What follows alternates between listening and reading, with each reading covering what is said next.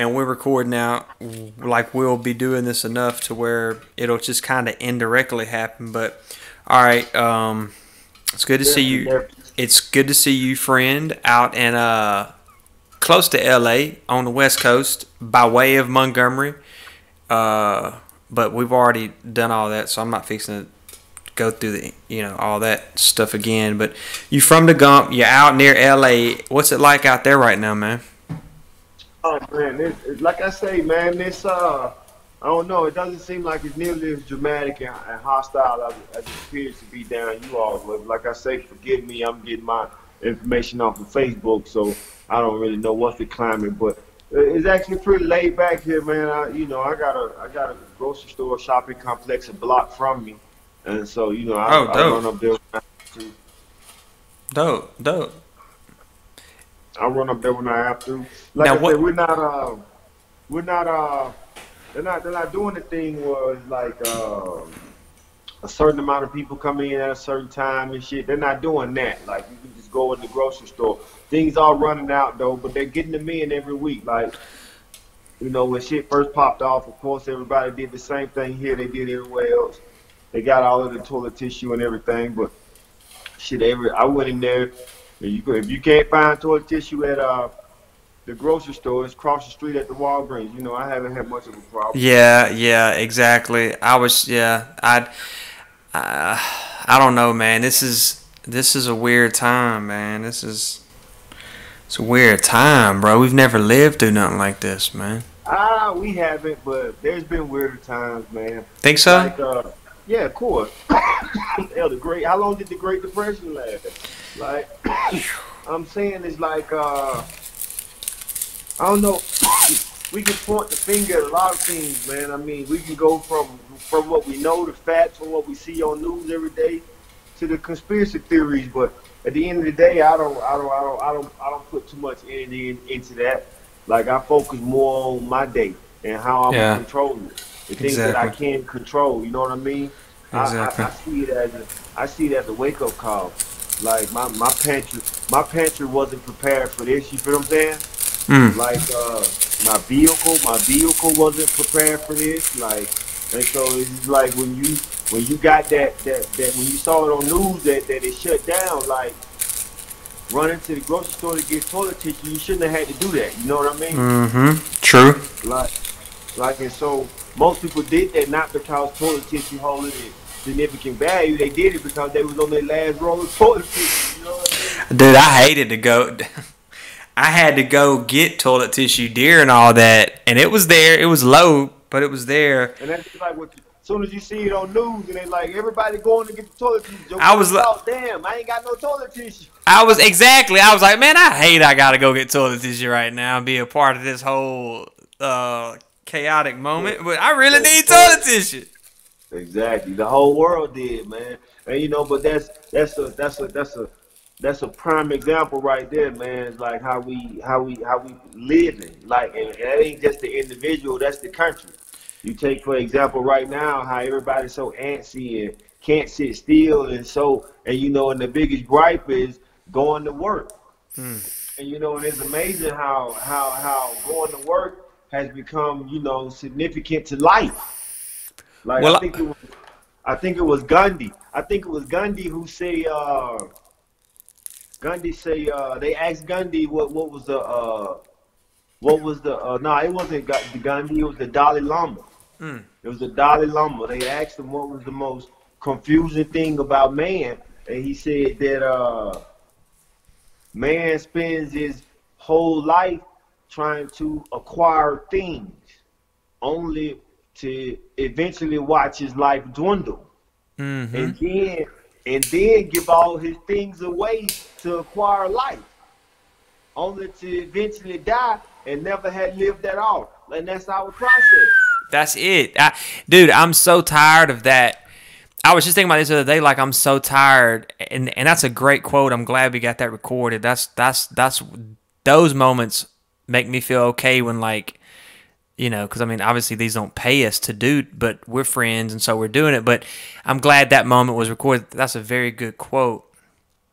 even though it's probably, Definitely. been around for however long. A lot of people need to be reminded of that. But um, I think that people, exactly, that's exactly what we do. Is like we get. But this whole societal construct, that's what I was getting to. The way society is set up, like the government and everything, bro. It's almost like I get the government, but people, like, there should be and it's just like like there should be a people task force to hold the government accountable, because See, what there's. the thing about this is what I find funny though. And forgive me because I'm laughing at you. You And the always laugh at reason me, we dog, because you racist. No, I'm just playing. no, the thing is this, man. Because we as people, right? We as people, and we sit back and we look at and we say the government like it's a thing. You know what I mean? We say the government, and we point at it, and then we even got a location, Washington. We say the government, the government. But it's funny because we act like these people aren't a direct representation of us. You feel what I'm saying? That's the problem. I know So, that. but so what you just said is we need the people to govern the government, but it's the same thing. Because they've been because most people are inferior to the government. Most people are like, You still separating it. You still separating it, fam. Most people, the people are the government. Trump is a direct representation I of the agree. average idiot walking around. I agree, And so 100%. the people, the way you fix your government, because again, the government has gotten. I ain't by far am I excusing the government. The government is they lie, they steal, they cheat, they manipulate, and they do all of that shit. But what I'm saying is they do it because we do it. Elected officials are evolving doors. They changing every day. That shit ain't changing because we not changing. And so the way you change it is not by pointing your finger at the government saying day. No, you look in the mirror and you say I. Your politician don't give a fuck about recycling because you don't give a fuck about recycling. Like That's it's true. just that simple. Like your politicians, they make important what the constituents make important. True. And so it ain't about fixing the government, it's about fixing self. It's about fixing self. Like right now, like the government is in the same problem we in. That's the reason why the government at the brinks, they live and check to check. This country has been designed check to check. And now we got a motherfucking president that don't mind writing the motherfucking checks. Like he goddamn, that's his, Donald Trump is like a white Manny Fresh, like a white baby. Like he the number one starter. Like, and for those of y'all that might be listening later on, that was a compliment. Wasn't it? like, man, a compliment, but like, goddamn, a fact all in the same. And what I mean is sort of scary, man. When that's your solution, you just pull out the checkbook, like, because that don't always work. You feel what I'm saying? That don't always work, and that's what old Donnie figuring out now. Like, in my opinion, I think he just in over his head. Like, you got to think about it. And I've been studying him because I really wanted to. I was interested. Mm-hmm. I was interested, right? Because what I know is that you can't tell me that a guy who spends his spare time, fucking black strippers and hanging with black hip hop artists, like you can't just wake up one morning and convince me he racist. And so I never really bought into that, and so it made me curious about what was the real story. You know what I mean? Mm-hmm. And it was simple. It's simple when you think about it. Like we have two opposing energies in America with this economic system. Mm-hmm. And one is corporate America, and the other one is popularity, our celebrities, right? Like, and both of those, they hold almost like a balance in weight. You feel what I'm saying? Like Kevin Hart could probably get just as much done as Robert Kraft. You feel what I'm saying? Yeah. Like, No. Yeah. and their money ain't nowhere near the same, but Uh-huh. that facial recognition, that popularity, that I you just can make that's power. Yeah, I was just there's a guy here that used to have a radio show. His name is Baron Coleman, and he's also an attorney. He's very vocal. I've invited him on here a couple times, but he made the post today about no, it wasn't Baron. It was Matt Munson. He's also an attorney, talking about how he's got to go out here and work. And I get it. He works hard. He's got kids. He's he's an attorney. He travels, and he was talking about social media influencers, and a lot of them are whiny, pretentious, probably come from rich backgrounds, but a lot of people have earned it. And I was saying to him that movies made movie stars, the big screen made movie stars, the arenas, the fields make great champions and warriors and athletes, and this has caused us to become like information gurus and content creators and that type of thing. So you have to lean into it, because when you got folks like Elon Musk that go on Joe Rogan and have a whole show pretty much talking about artificial intelligence, and all anybody focuses on was the last part when he puffed and didn't even inhale on the marijuana. It was ridiculous. He's sitting there telling us that if we don't get with AI, it's gonna take us over. But mainstream media didn't cover none of that. They only covered the part that would affect the stock of him hitting the blunt at the end. And the stock, it was crazy, bro. I'm sitting there like, oh my gosh, he's pretty much warning the world. We're working on artificial intelligence stuff that's going to be smarter than us. And the only way that we can get with it is if we put a little thing in our head and sync up with it. That's what he's telling us. It's crazy, bro. That podcast will blow you away. But what you got to understand is all of that information only applies to the masses. It only applies to the matrix. And what I mean by that is, like, if you live above it or below it, like, don't get me wrong, it'll affect you. It's probably gonna be our kids. But you tell me this: if for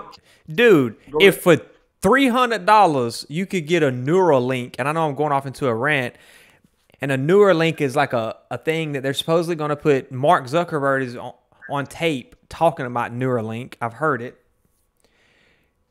It's going to go behind your ear. It's basically going to be like the Lawnmower Man, where if you could get it for $300, and let's say that you want to learn how to be a ninja, and you could do it in 90 minutes through Neuralink, you ain't going to do it? If you could learn everything that you ever wanted to learn about cannabis in 90 minutes on Neuralink, a lot of people are going to choose to do it, and they're going to skip the journey. I'm telling you. I'm saying, I'm gonna tell you why a lot of people not gonna choose to do it. That's definitely right. You're looking 50 years ahead. I won't even say go that far. Let's say you're looking 10 years ahead, but you're looking through a narrow lens. And what I mean by that is, like, there'll always be a competitor that'll invent something. It'll be another option, in other words. Like, you're comparing it with this way and that way. What I'm saying, it'll be another option. We won't just go from my regular brain and to the Neuralink. You know what I mean? Exactly. It'll be a compromise. It'll be an in-between. Somewhere I can say, okay, well, I ain't got to have a dinosaur brain, but I ain't got to have a Neuralink either. It'll probably be something with like a personal home robot, and you'll have something attached to it to, make it friendly like a pet. And the next thing you know. That now. Yeah, and then next thing you know, you got that now, just not the physical. Not the physical element of it. Because, dude, if you had a robot that had cameras and could activate a gun and could just do all that, bro, there's gonna be a lot of folks getting them robots. I'm telling you, I'm gonna tell you something that I was even thinking about, and I'm gonna do this shit, right? It just dawned on me the other day, and it may sound crazy, but I say I'm gonna go ahead and spend the money and do it. And I don't think it's that far-fetched. I think the technology is already available, because right now, when I put my truck in reverse, my dash automatically turns into a camera, right? What I want is that camera's in my license plate. I want $300 360 degree. What that reverse camera do, I want it in 360 degrees, and I just want to be able to activate that with voice control. Like They should be able to do anytime. that with the right money. You could get that done. And all I would just want to do is like in the right situation. I just want to be able to turn my cameras on. I want to be if my car go into a certain impact, I want my cameras to come on because it's just like in this today's society with just the interaction with Dude, police and I, everything else going on. I dude, want that. I'm telling you, dude, I just came across an app that is audio activated and records your farts at night. This was the commercial. It records your farts, your small talk. It's a sleep app that's audio recorded. Like, Okay. but I've thought to myself several times, why don't I just get like an extra device and just audio record myself all the time? There's people that used to do that back in the day that would follow the president. From what I've seen and from what I understand, when audio recording first became available, they would document that. There would be somebody walking behind the president like he's going into a room and da da da da da, and Exactly. so That's how it why happens. so why couldn't we? And it probably wouldn't be nothing but like a gig or two to audio record ourselves all day, every day. But that was just a thought. But yeah, I definitely think that I just wanted it on my vehicle just when I'm dealing with the police. That was the biggest thing. That was my biggest sure. concern. for sure. Yeah, I think everybody should have a car camera and should hit it every time they get pulled over. Exactly. 360 degrees. But yeah, Like, man. I didn't mean for this to get into a conspiracy, but hey, we just Oh, chopping it up. no. We just talking. I just said What we you just got chopping going it on up. out there? Tell me what you got going on out there, because I know that when we talk, it's very brief and short, and it's like I hadn't really been able to go deep, but I want to go deep because all I keep seeing is these amazing posts of this great Well, yeah, cannabis. that just, man, right now, man, I'm just exploring Los Angeles, man. Actually exploring California. How does it I'm feel really to be, and I know that, and I'm sorry, but I'm about to let you talk. I'm sorry I keep interrupting you. Go ahead. No, go ahead. Go You ahead. you traveled the road when you got out of prison like 5 years ago, and you so like going out of town is not that big of a deal for you. How has it Well, been man, being like from Montgomery but living in California? see, my relationship with California started way before trucking. Like, Okay. I started coming back and forth to California back in like 2008, and that was initially, man. I came out here fucking around, buying weed, hustling. And shit, man, everybody, I ain't gonna say everybody, that story sort of ended how it ends for most people. I got busted. Mine was a little unique with me going on the run. I went on the run for a couple of years, and during that time I came back out in California, and man, I just fell in love with the place. You know what I mean? I fell in love with it. Learned how to grow marijuana, man. I really got in tune with the plant. And the industry from a legal standpoint, and it was a lot that I wanted to do that I couldn't really do because at the time I was on the run, and this was around 2011, 2012. 2012 is when I turned myself in. I went to prison, and when I left, I told myself I was gonna come back, and so when I got out, that's what I did.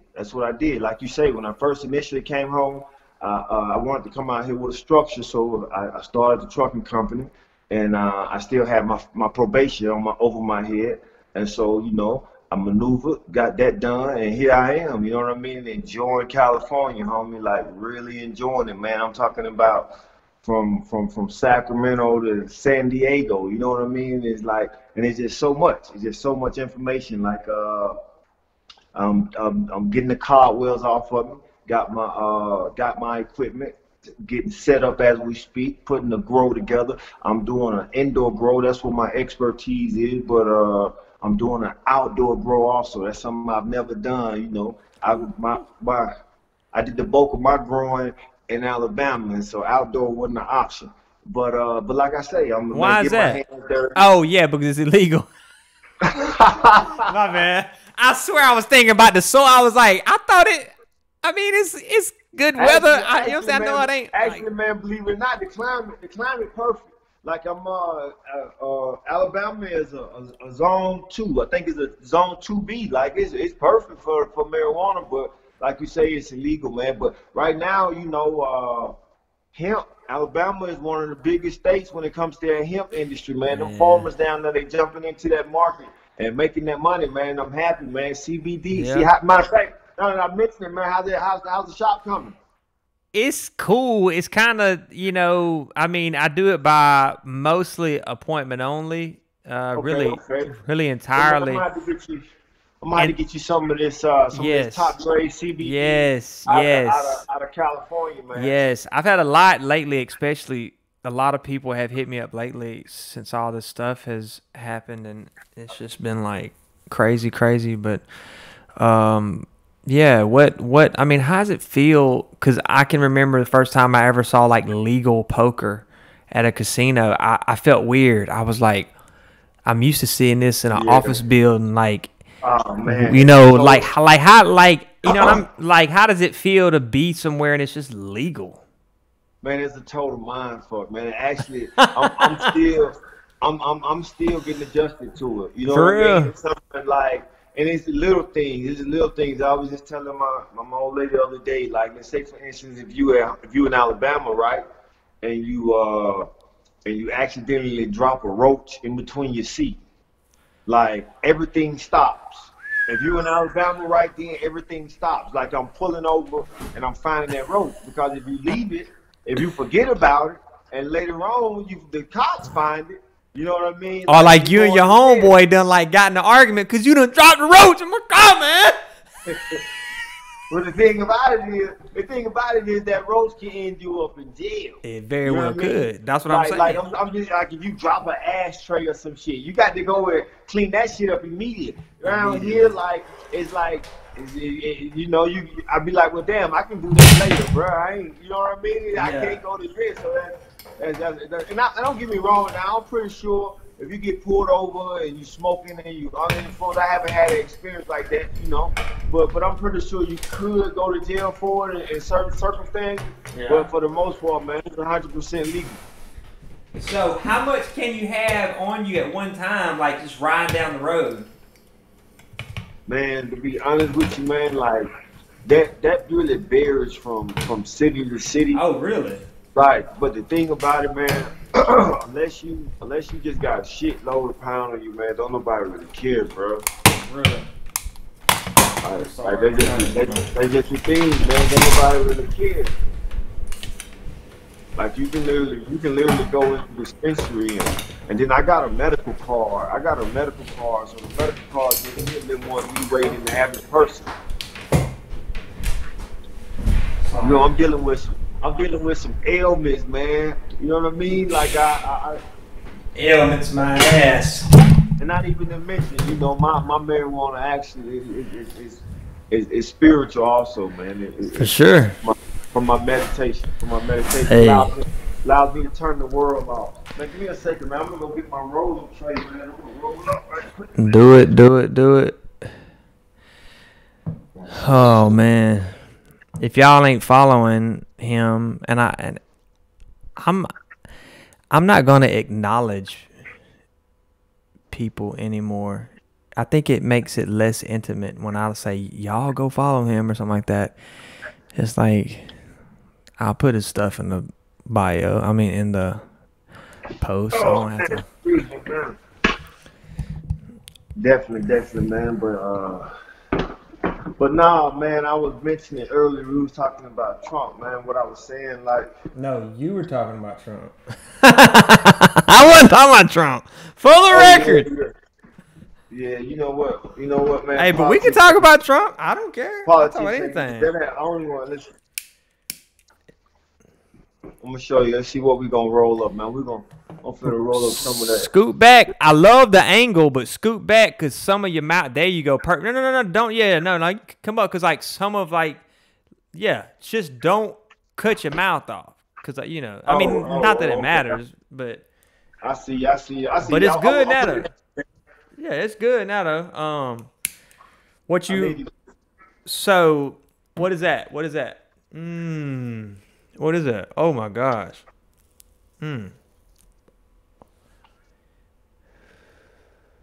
That's some of that LA Kush, man. That's their signature series. They got that red box and that blue box. And that's all you pretty much smoke, ain't it? Is LA Kush. Yeah, man. I fucks with LA Kush. I fucks with Cure Company too, though. But those are my two favorites, man. LA Kush and Cure Company. So far. So like when you're out there, like, are they like, man, this country ass dude, but we like him though. I can already tell how it must be to be your bud tender. Well, man, to be honest, man, like I'm somewhat of an expert on the subject. You know what I mean? So you be trying to school them, don't it? Some, you know, a lot of them just kids, man. You know, they just got jobs, and you'd be surprised. So most of them is still just weed, but to me, it's a lot more than that. And so, yeah, a lot of times I do find myself schooling them. But at the same time, man, like what I realized, man, is like, you know, I don't never think I know more than anybody. You know what I mean? I don't think it's not about the who smoked the most and shit like that. Like that ain't what I'm on.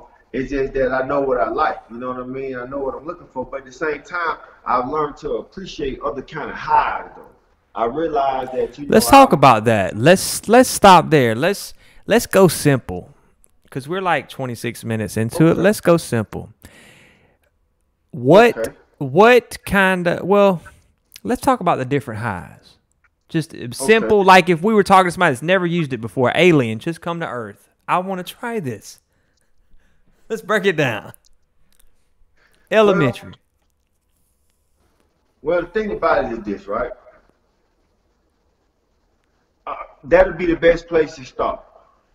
Because at this point, what we're realizing is that a lot of the information that we thought we knew was incorrect.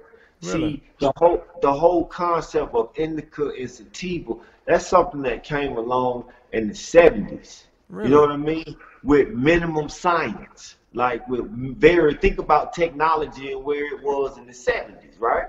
And so now that here we are in 2020, and they've taken this black cloak off of marijuana, and so the best scientists in the country and the can top just dissect it, yeah. They getting the opportunity to study it, and they doing all of these field tests and all of these surveys, and they realizing like no one can actually feel any difference between a sativa or indica.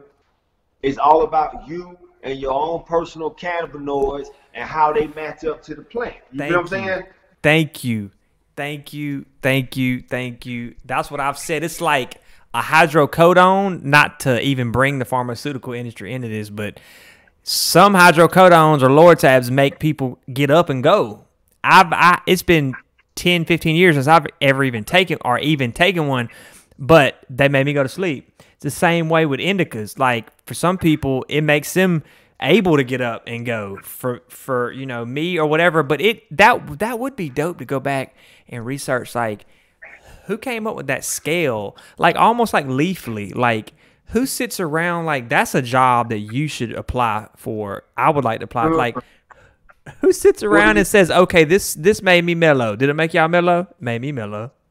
Well, see, that's what I'm saying. It's not classified by that. It's a lot more scientific than that. It's like they're judging it by the terpenes. Like, does it identify more with an indica dominant plant, or does it identify more with a sativa dominant plant? Because the truth be told, nothing is true indica or sativa anymore. It's all hybrid, basically. All of it's hybrid. Everything's been crossed with something. Yeah, especially now, because like you got like watermelon candy and but like break it down, because there's a lot of people now that are willing to try it because they got time off work, especially in around here.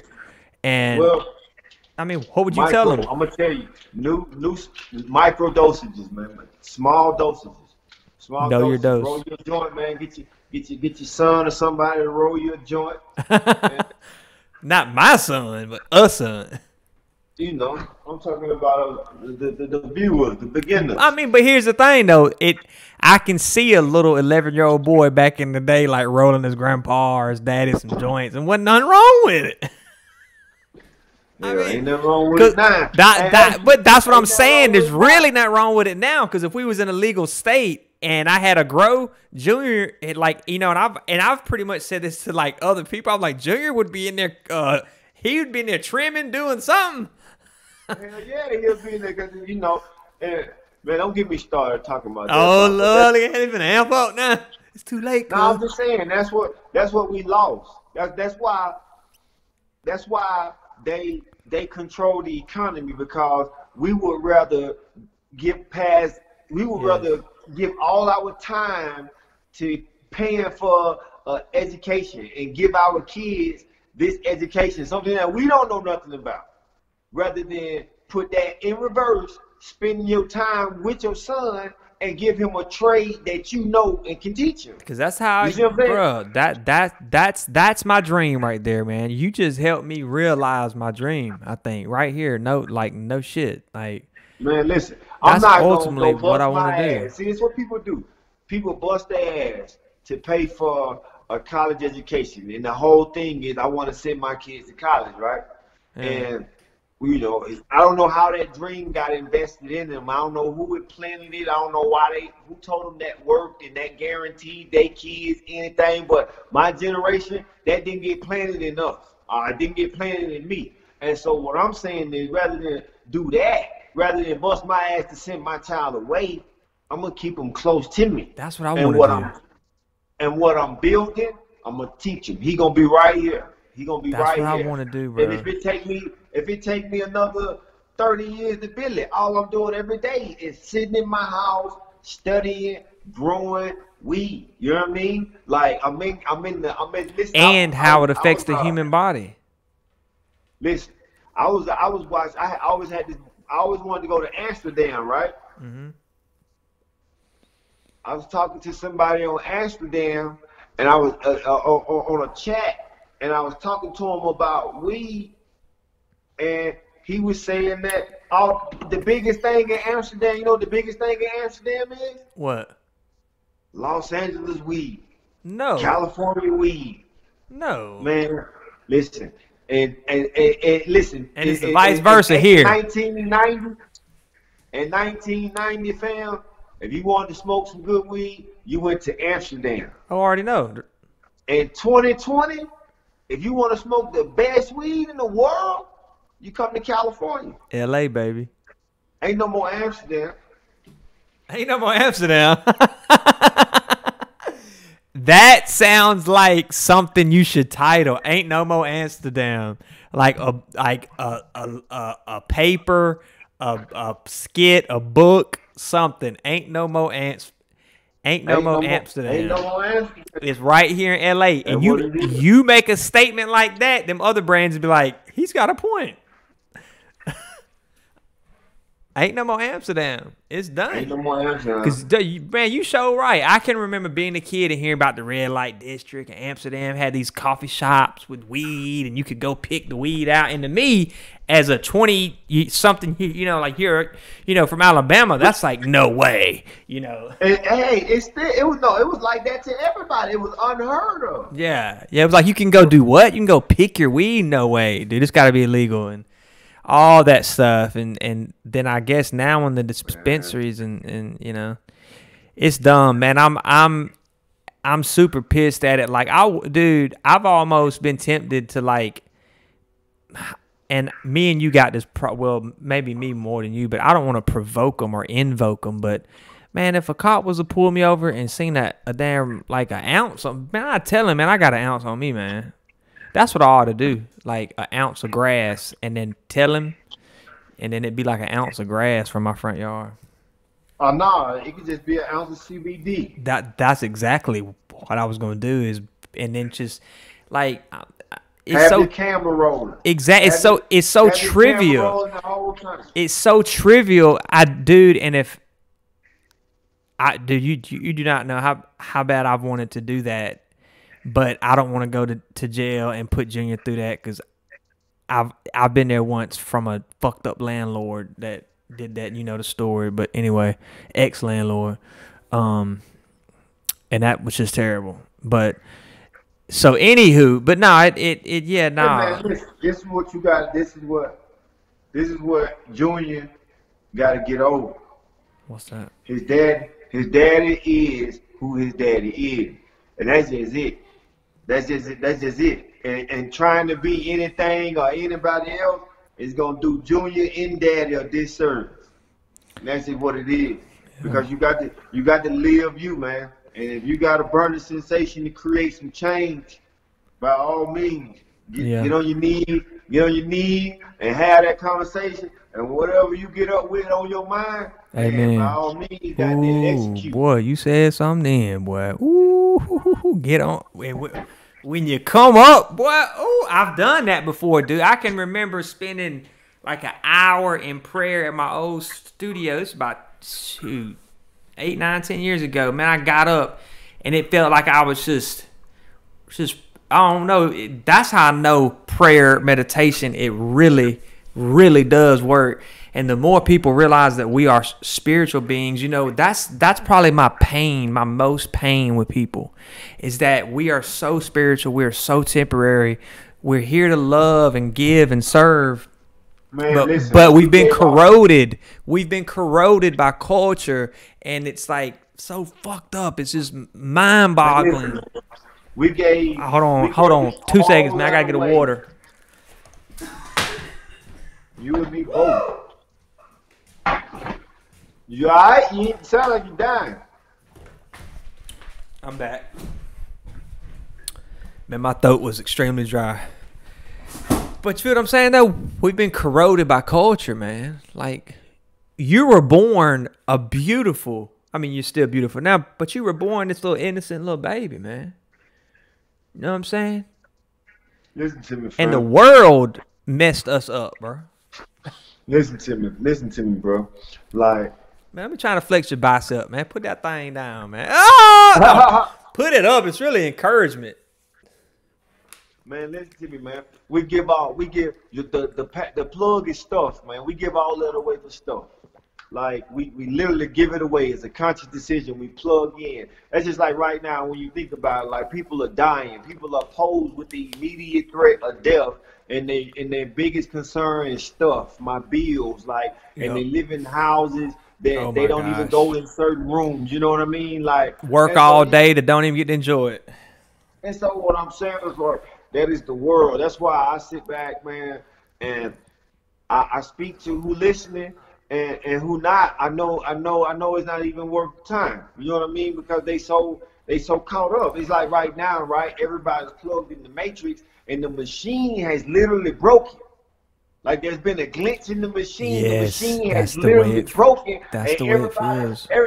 Everybody's getting up, taking their helmets off, like, man, what the fuck? Like, why the machine ain't working? Like, that is exactly you like just. Nobody realizes. Like, oh my hey, God! Man, like you plugged up to some shit that don't You just work. characterized exactly what it feels like. Someone else put a picture on Facebook, and it was like a UFO in the mist and the clouds, and was like, "This is just how I'm feeling these days." And that's kind of the same way. It's just eerie. Man. It's definitely a glitch, though. This wasn't supposed to happen. We're definitely not supposed to run out of masks. Montgomery was definitely not supposed to get a box of rotted masks from 2010. That happened. They made it right, and they sent another box, but still, they sent a box from 2010, and they were rotted. Man, listen, bro. What I'm telling you is like, this is like, this when shit this big happen, man. I don't even stress myself with trying to put my finger on nothing. I'm not the motherfucker who driving down the street with 100 pounds in the car and goddamn I go through a yellow light and the cop pulls me over and I spend the next fucking 5 years in prison talking about, man, I shouldn't have ran that fucking light. Like, I shouldn't have ran that fucking light. Like, nah, man, when shit happened, it's like, I know that it's so many little things that had to happen to get us to this point.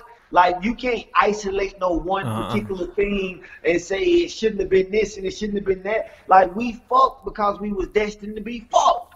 Like, and that's just what it is. I so, agree with you there.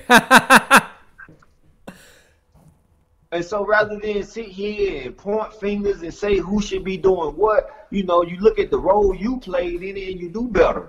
You know what I mean? You start recycling. Motherfuckers telling you, motherfuckers want. Like I say, people kill me with that. Like they want to say what the government need to do, man. But nobody want to talk about what I need to do. That's right. You said something then, though. No, dude, we have become. My dream, would be to have some acres and a farm and be able to grow what I want to grow, whatever it is I want to grow. I know a parable that'll put that dream in perspective. Would you like to hear it? I would love to hear it. For me and Junior to have that. I don't know. I just love farming anyway. That was my first dream, was to be a farmer ever.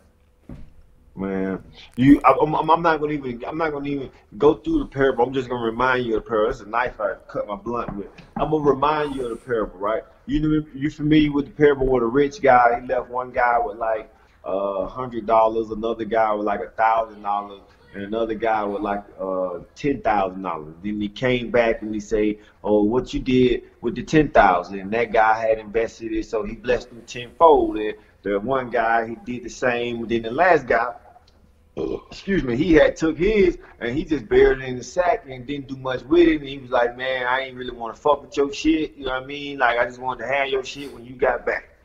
And so you familiar with that parable? Oh man, well I gave you a fucked up version of it. You need to go definitely did. You definitely did. I'm saying like, hold on, what a punchline at? Where it go from here? I'm finna make it make sense. Okay. But it's out of the Bible though. But the thing about it, what I'm telling you is, it is in the Bible or it's not? Yeah, that's definitely out of the Bible. It's a much longer version. But I'm gonna make it make sense. What I'm telling you, Jason, is if you wanted a garden and you wanted a farm with acres, you would have a farm on the plot of land that you already have. You see what I'm saying? That's true. Like you're building obstacles in your head that ain't even there. That are not even there. Yeah. You don't want a farm. You got every resource option. Dude, we on the same. I'm telling you, we're vibrating. I just told this dude today, a longtime friend of mine, he got fired from the car lot, and he was like, well, no, it was crazy because earlier today I was telling him like, don't be there because he's like, we're not selling cars. I was like, then leave. He's like, I don't want to be here. Then I was like, then go. I was like, then go. And then he gets fired this afternoon. I was like, man, hey, exactly. It's so crazy. Just do what you want to do. Then he'll get fired and find himself in a better situation. But it really took somebody else making that life decision for you. You couldn't even do it for yourself. And just imagine this, man. Just imagine right now when we come out of this shit, if 50% of America started at-home garden. You feel what I'm saying? That would be.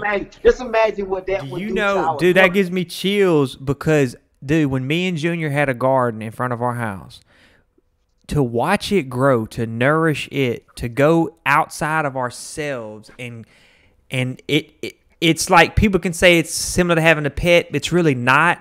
Because this is a short cycle. You gotta nourish it, man. You gotta pamper your plant, man. And it's a great life lesson. If half of the nation was mandated to have a garden, man, we would be better people. Man, listen, it is fuck. If you was mandated to have a garden, to defeat the whole purpose.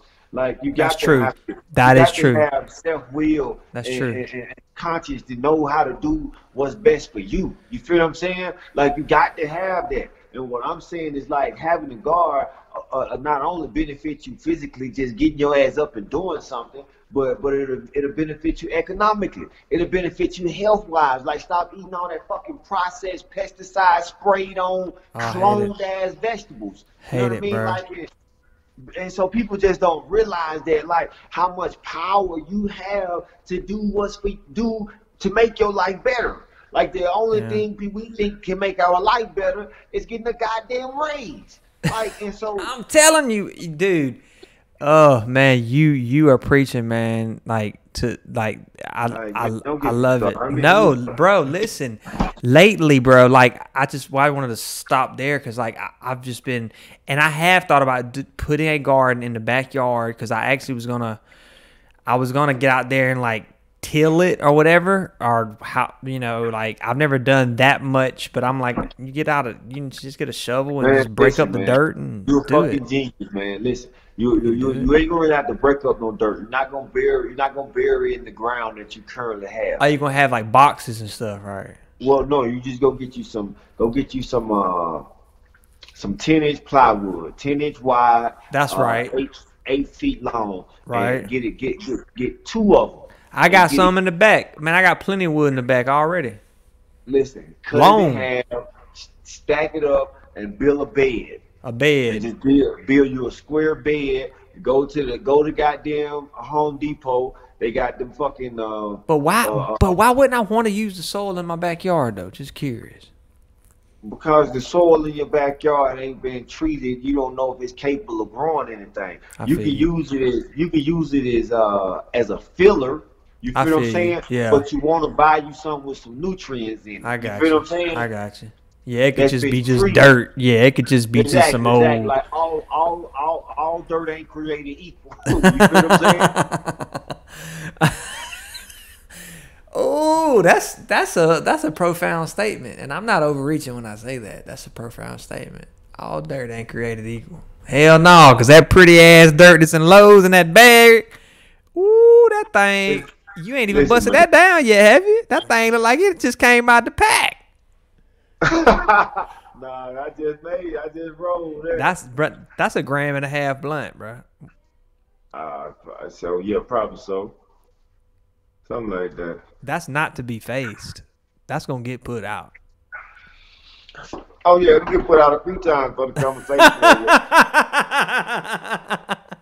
Hey, that's the way you do it though. Go ahead and stuff it and put it out so you ain't rolling a whole bunch of blunts. That's what I be trying to tell folks. Like, go on, stuff it so you ain't got to roll a little micro blunt. Like, I don't get that. I did it for years though, so I ain't judging. I just stuff that motherfucker and roll and smoke till I can't smoke no more. You know what I mean? And it actually smokes better when you have a good amount in there. It burns slower, smokes better, fuller. My nigga goddamn Shot 2 taught me how to roll blunt, man. Did he? That's a perfecto right there. Man, you make every cough. It's just. Oh, look at that. I know. Loco too. Huh? Cushy Loco. Go check up a nigga Cushy Loco. He taught me how to. He got a real unique technique to rolling. Yeah, that's some good dope there. LA Kush ain't bullshit, man. Now Blue box. you still call it dope. Then why do you call it dope? Man, I call it what they call it. You know what I mean? That's we ain't true. Changing no names. We ain't changing no names to be politically correct. Right? So, I love it. you feel me? I love it.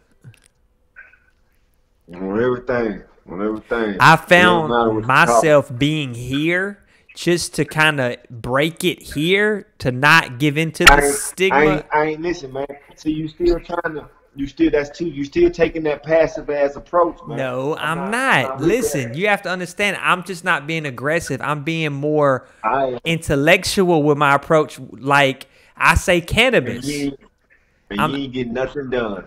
Bro, well, I don't know. I'm gonna say dope. Listen here. I don't I'ma- think if right I now, say this is cannabis and you say I'ma dope, say- there's no difference. We're both aiming towards the same target. Nah. We represent a different group of people. That's true, but we still aiming Nah, for but the we- same but- target. No, we ain't. You white labeling. You No, white I'm labeling. not. You trying to make it commercial. I'm trying to kick the dough as is. I'm trying to kick the dough down as is. Listen, and I think there's room for both. There's that. I'm telling you that it's different segments of society they try to make it. Listen. It's like the listen, wine industry. That's what I compare the marijuana industry to. It's like the wine industry. You've got pot snobs now. Explain such degrading verbiage like in the wine industry. Show me the equivalent to what one is accepted and one is so frowned upon just because of the words you called it. Where is that in the wine industry? That it doesn't make sense. Well, no, like if someone was like drinking some wine and I was like, man, this shit's some good shit, man. This shit goes down good. Versus someone, oh, this finishes well. This taste is quite fruity. Man, there's different segments of society. That's all I'm saying. I'm not saying I'm either one. Tomato. Exactly. Hey, I'm with it. Listen, call it dope. Call it crack. I'm gonna tell you, see, I understand where you stand. Let give me a moment to explain why I stand. This is what I stand, right? I'm somebody who been getting kicked out the house, been getting kicked out of school, been getting frowned upon by society because I smoke where the camera at? Because I smoke dope, right? Because I smoke dope. That's what I was. Some would say medicine. Dope would be like meth. No. I'm telling you what I was told when I was dealing with what I was dealing with. When I was being kicked out the house, when I was being kicked out of school, when I was being frowned upon by society, I was told that I was smoking dope, right? Right. So now that they smoke dope, we ain't gonna call it nothing else but dope. I'm with it. What I'm saying? I'm with That's it. all I'm saying. We ain't gonna call it something else because they smoke it now. No, man. We gonna call it the same thing we was calling it when I was getting kicked out of the house. I get your school, listen. Man. I get your angle, and I think it's your right approach. It's just different people have different approaches. Like it's so taboo here that I have to take a lighter approach, but that lighter approach has really helped people understand that, like, especially CBD. Because see, that's what folks don't understand is that when I say cannabis, I could be meaning marijuana or CBD because it's from the same plant. You know, but no, I totally get your point though. Like, yeah, okay. See, and that's what I'm saying. And what I'm telling, I get you. I get your point too. I get what you're saying, and I respect the agenda. Like exactly, you get the agenda. Like I want soccer moms to come forward and say we use cannabis, it's our medicine, versus saying we smoke dope. I'm gonna be one of the ones that say, hey, we smoke dope, but that's I guess. But what I'm saying is, what I'm saying is it's folly to even hear a difference in between the two. It's very folly. You feel what I'm saying? It's trivial. I don't care about it. It's more of a marketing thing, bro. That's it. Nah, but it ain't. It ain't just marketing. It's casting. That's what it is, bruh. This is awesome. Classic. This is awesome. I just seen a T-shirt, and me and you are standing right next to each other, and it's black and white, full frame shot, black and white. You got a T-shirt on it that says dope, and I got a T-shirt on it that says cannabis. I like that. No. We gotta finish it. The shirt one gotta say I smoke dope, and the other one gotta say I use cannabis. What's the difference? I'm gonna put that on one on the front and one on the back. Yep.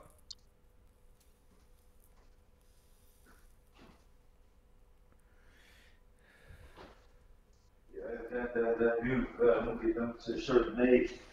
Yeah, it's just a very, because people are sensitive around here, Don, and I'm just trying to not slap them in the face. Right? Dude, I slap people in the face. Me just speaking out about it is slapping folks in the face.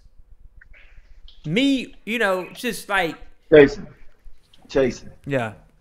I'm a black man with dreads and gold teeth. my No, presence you're right. slaps people in the face. That's You understand true. what I'm saying? Like, and so I've gotten over that.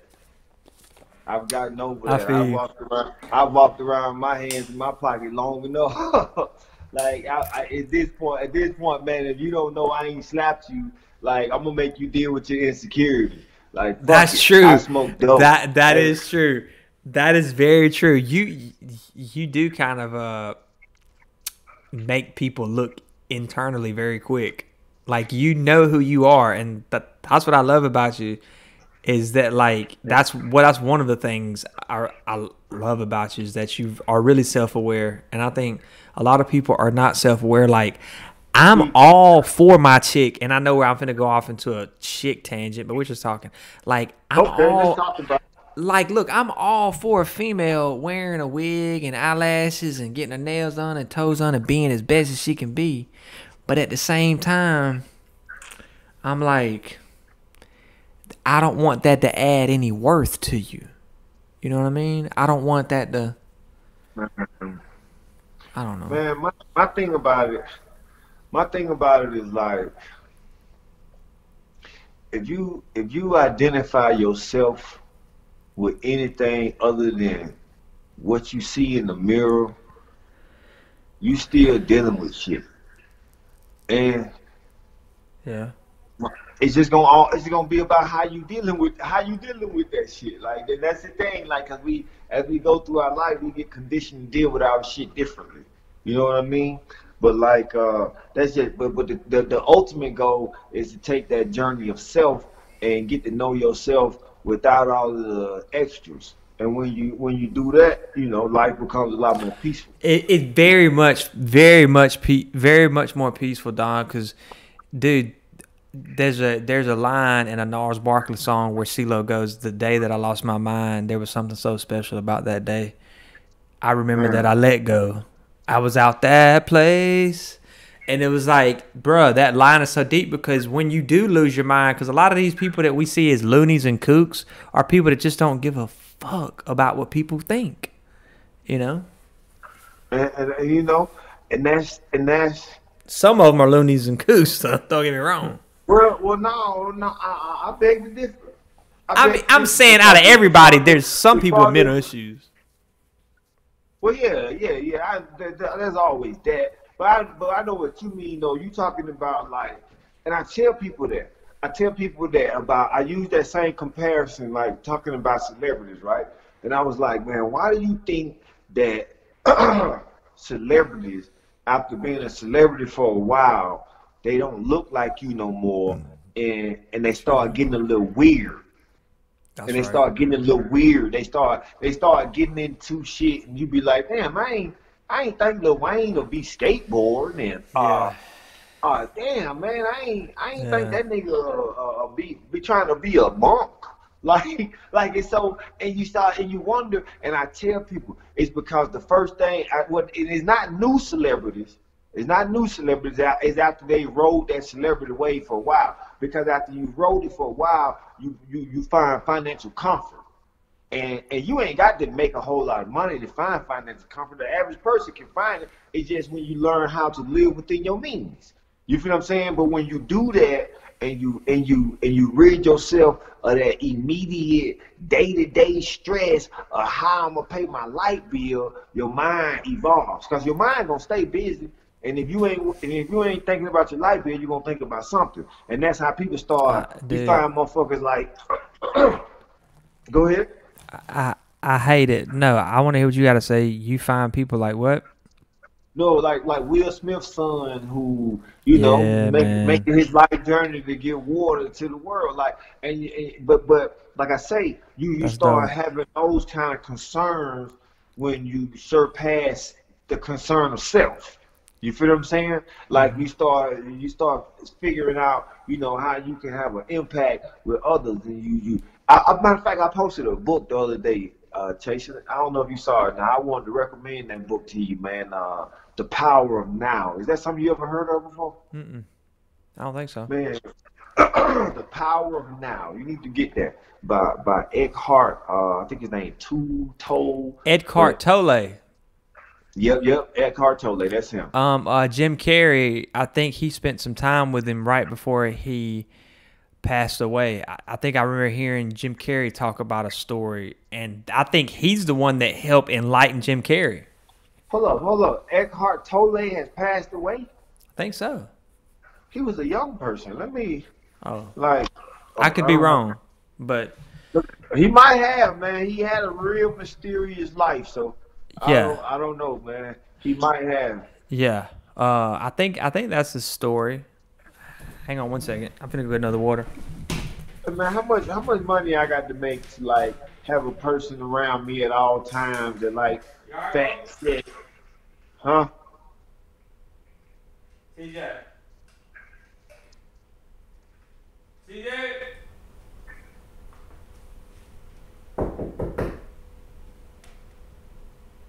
You alright? Yeah. Alright.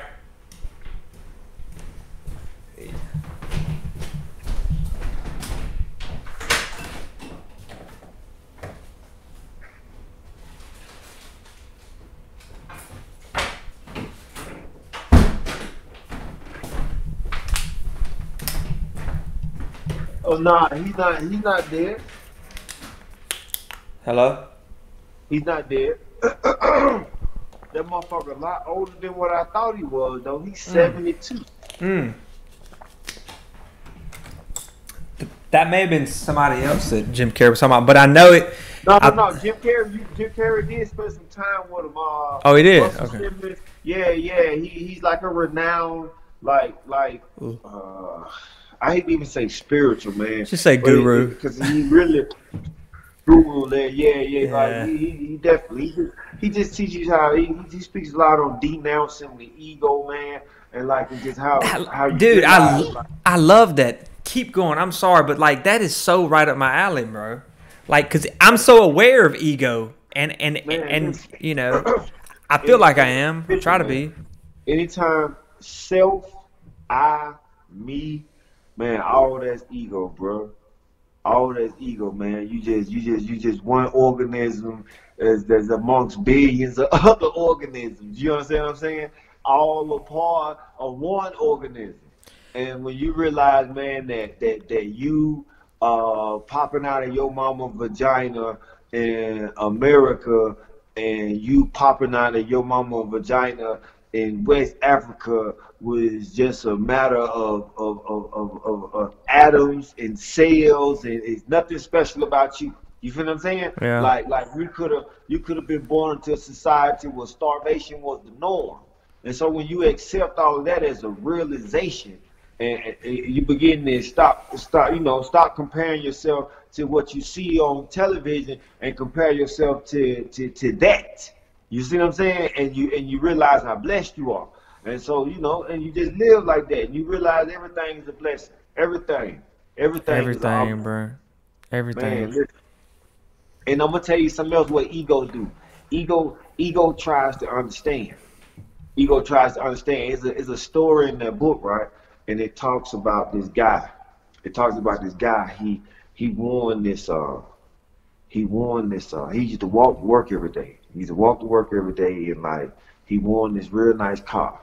And he won the car, and everybody was talking about it. They had a party for him, and they gave him the car. Everybody's friends was talking about how lucky he was and how blessed he was. He ain't got to walk to work no more.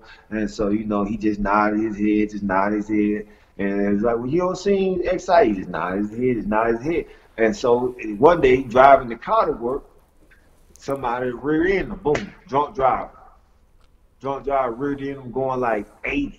Like bam, like hit ricochet, hit his back, broke his spleen, he in the hospital, paralyzed, like damn near dead, like, and all his friends they come in there, and it's just like this, everybody in the moment. And so in the moment it's like, damn man, if you wouldn't have had that car, like damn, that was bad luck.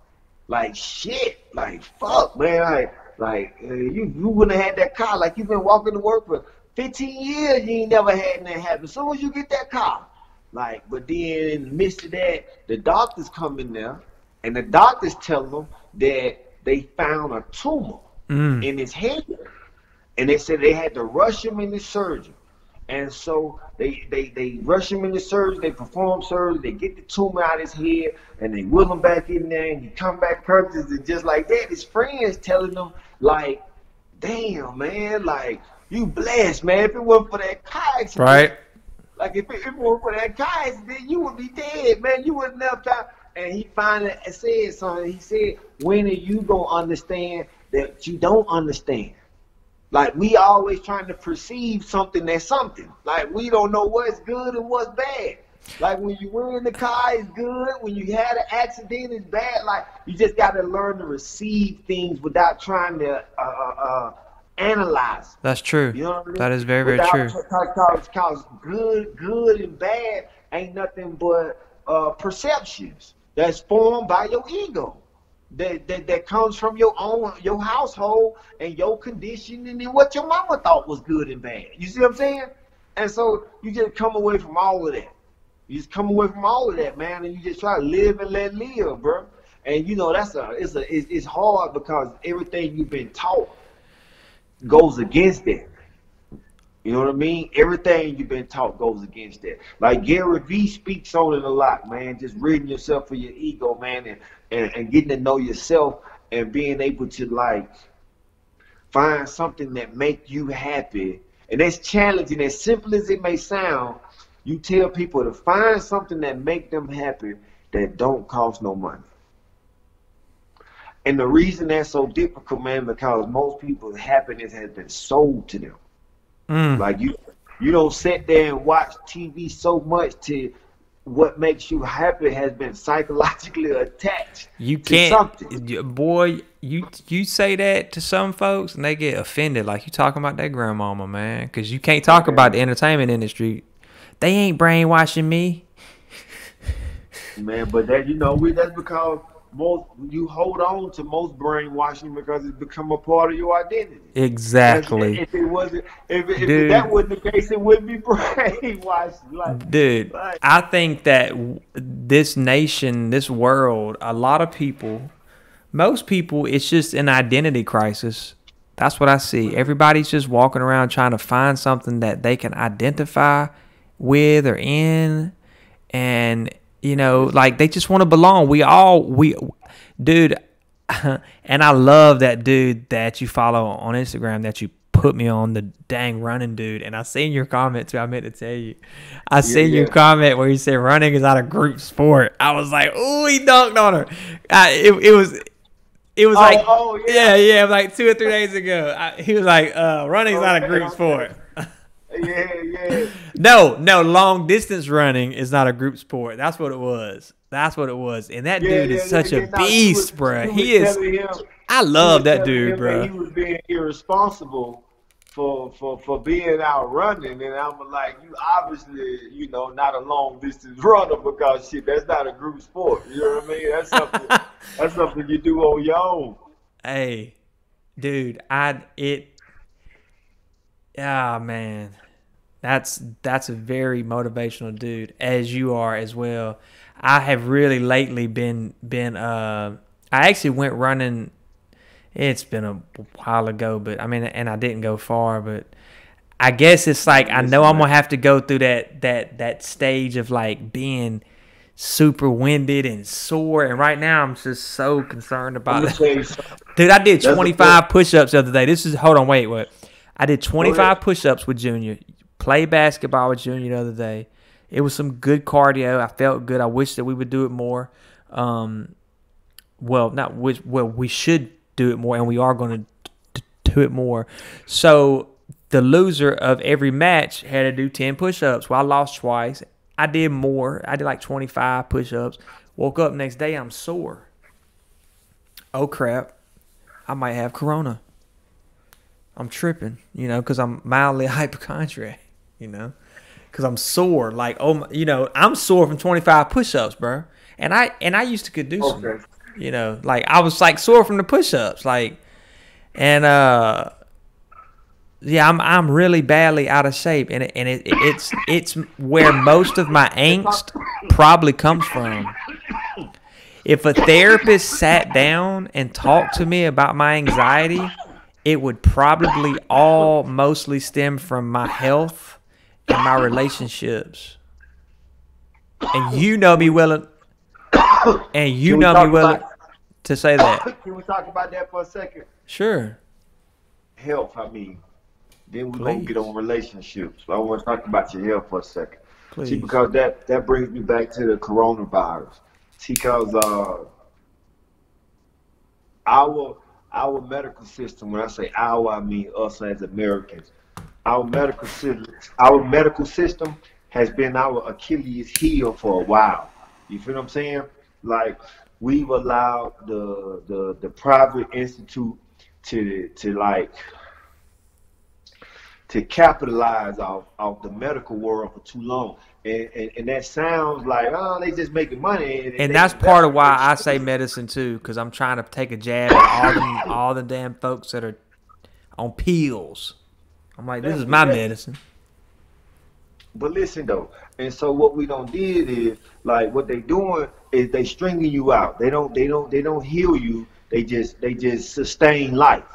They just sustain life. And now we face with this illness, this coronavirus, and that's one of the reasons why the experts are saying that our death toll is so high because fucking 50% of America is dealing with illnesses already. And so that's why that shit gonna hit us so hard. And that's something we've known. That's something we've known the medical industry been doing for a long time now, but we've allowed them to do it. And so we finna have to deal with that. But now that comes back to you because I'm not the conspiracy theorist and I'm not gonna say the government need to do anything. I'm gonna say you gonna have to deal with that. When I say you, I mean you gonna have to deal with that. Everybody watching, everybody listening. See, because the thing about it is like if we don't, as the individual, if we don't take our health into consideration, like this country gonna kill us. This country gonna kill us. Like it's just Yeah, money has become the determining factor in America. Like it ain't race, it ain't black, it ain't white, it's green. sure, And so like sure. if you don't take some responsibility, we'll keep allowing ourselves to be ignorant on certain subjects and be just comfortable with the idea that I live in America and I can just eat what I want and it's America and I'm healthy. Like man, read the statistics. Nigga, motherfuckers dying. Motherfuckers We're a dying. very Everybody unhealthy dying. nation. There's no doubt about it. And so what I'm telling you is that the fact that you can't do 25 push-ups let you know that your interior is deteriorating. That's what that is. Your interior is declining. What you once could do, you can't do anymore. That literally looks like something on the inside. You understand what I'm saying? Mm, That looks like something on the inside.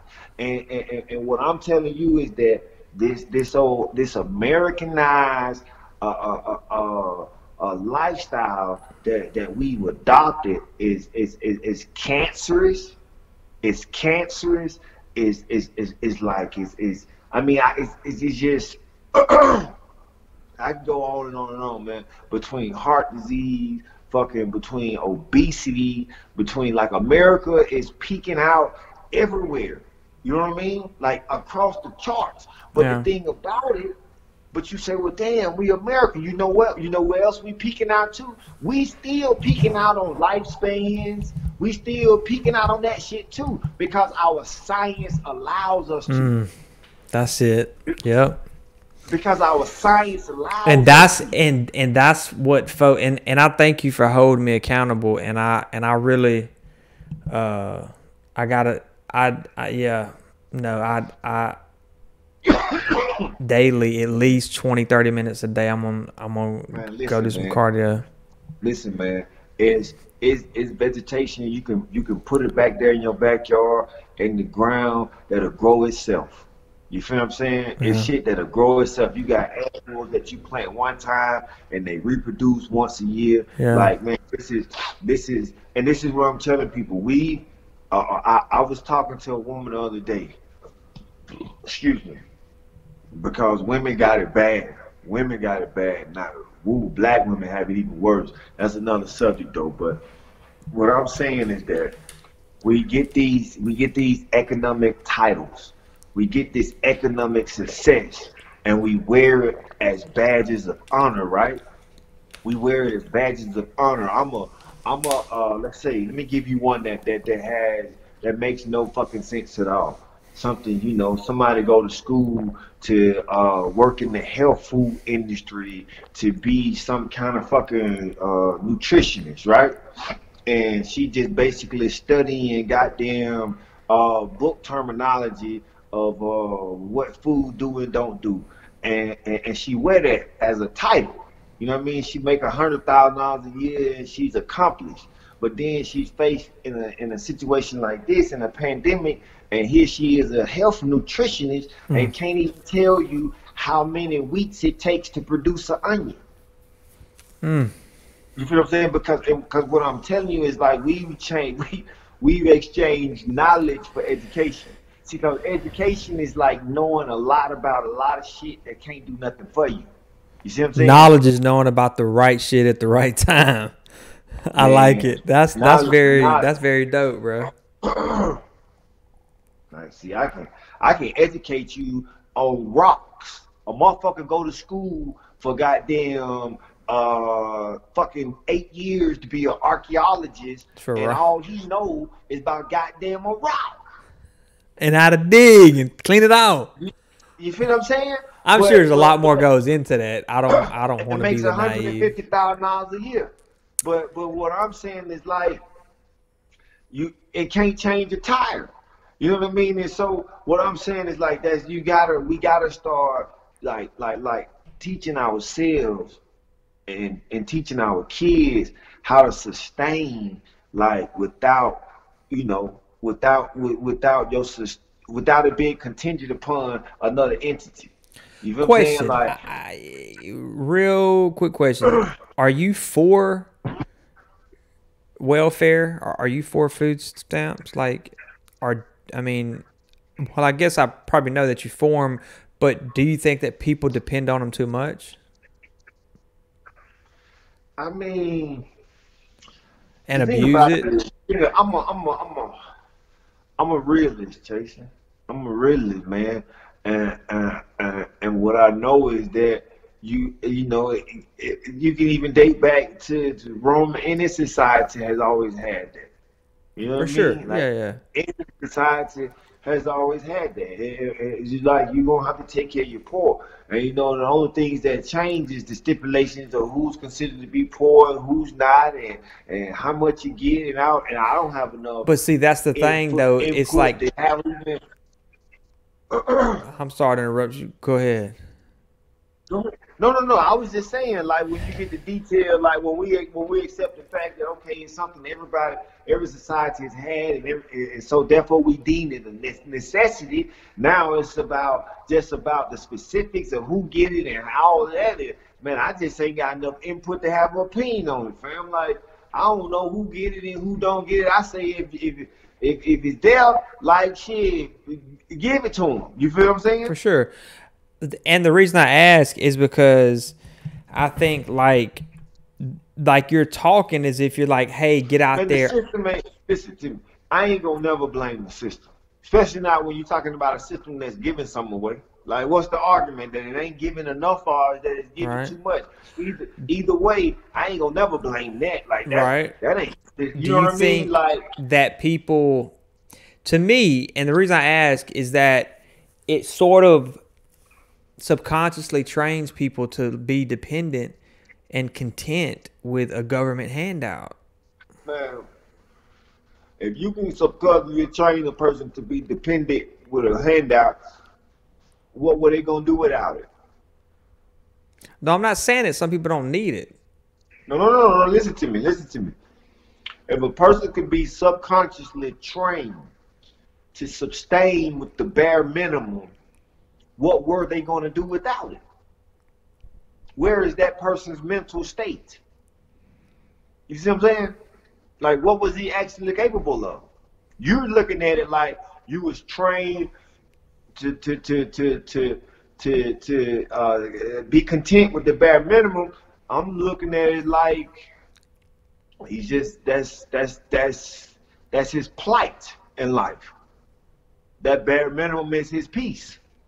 That's true. Like if you content with it, it is yours. Why Like not? if you want a bigger piece, get it.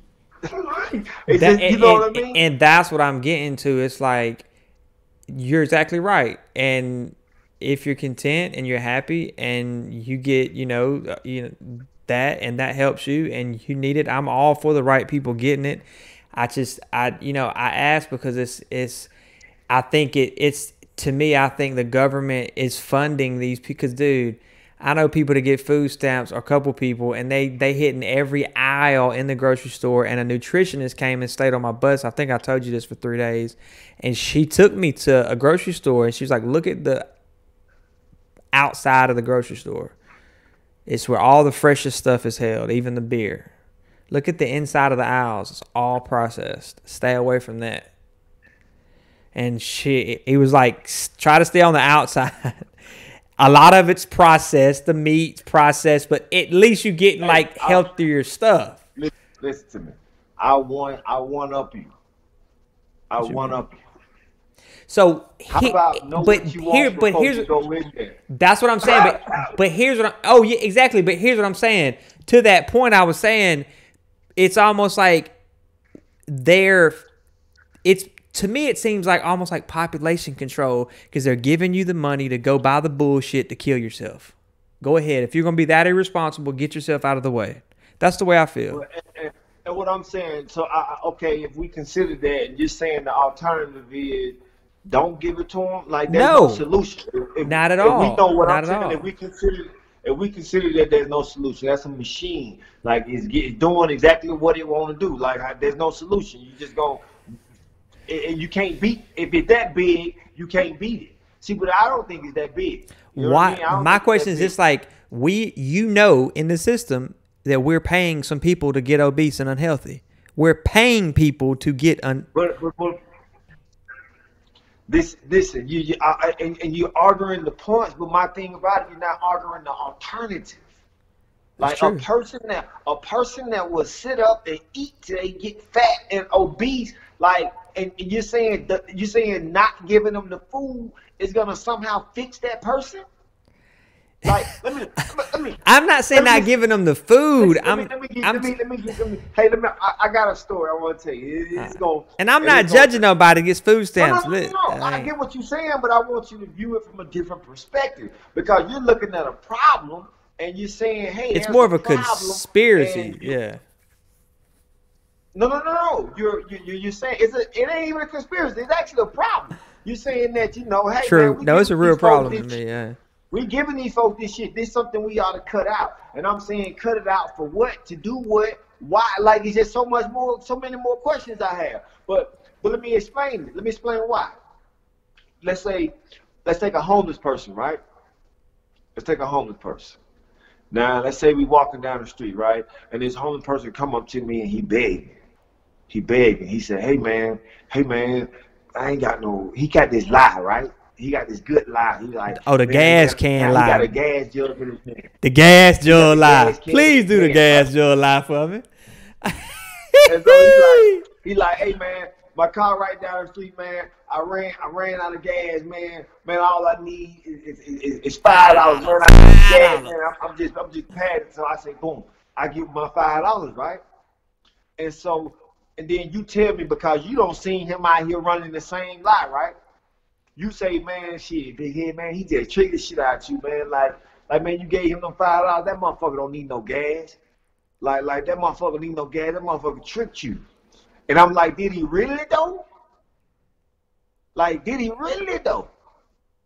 And the point that I'm making is that if somebody is willing to walk up and down the boulevard with a gas can, if my $5 can help him, Dude, I feel you. You feel what I'm saying? If my $5 can alleviate his pain, I wish I would kind of way, bro.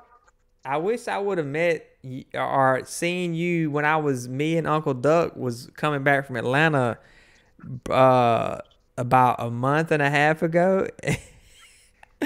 And I mistakenly because I was meeting up with somebody and I shopped more than I was supposed to, and I emptied my pockets, and I was like, "Here, take it."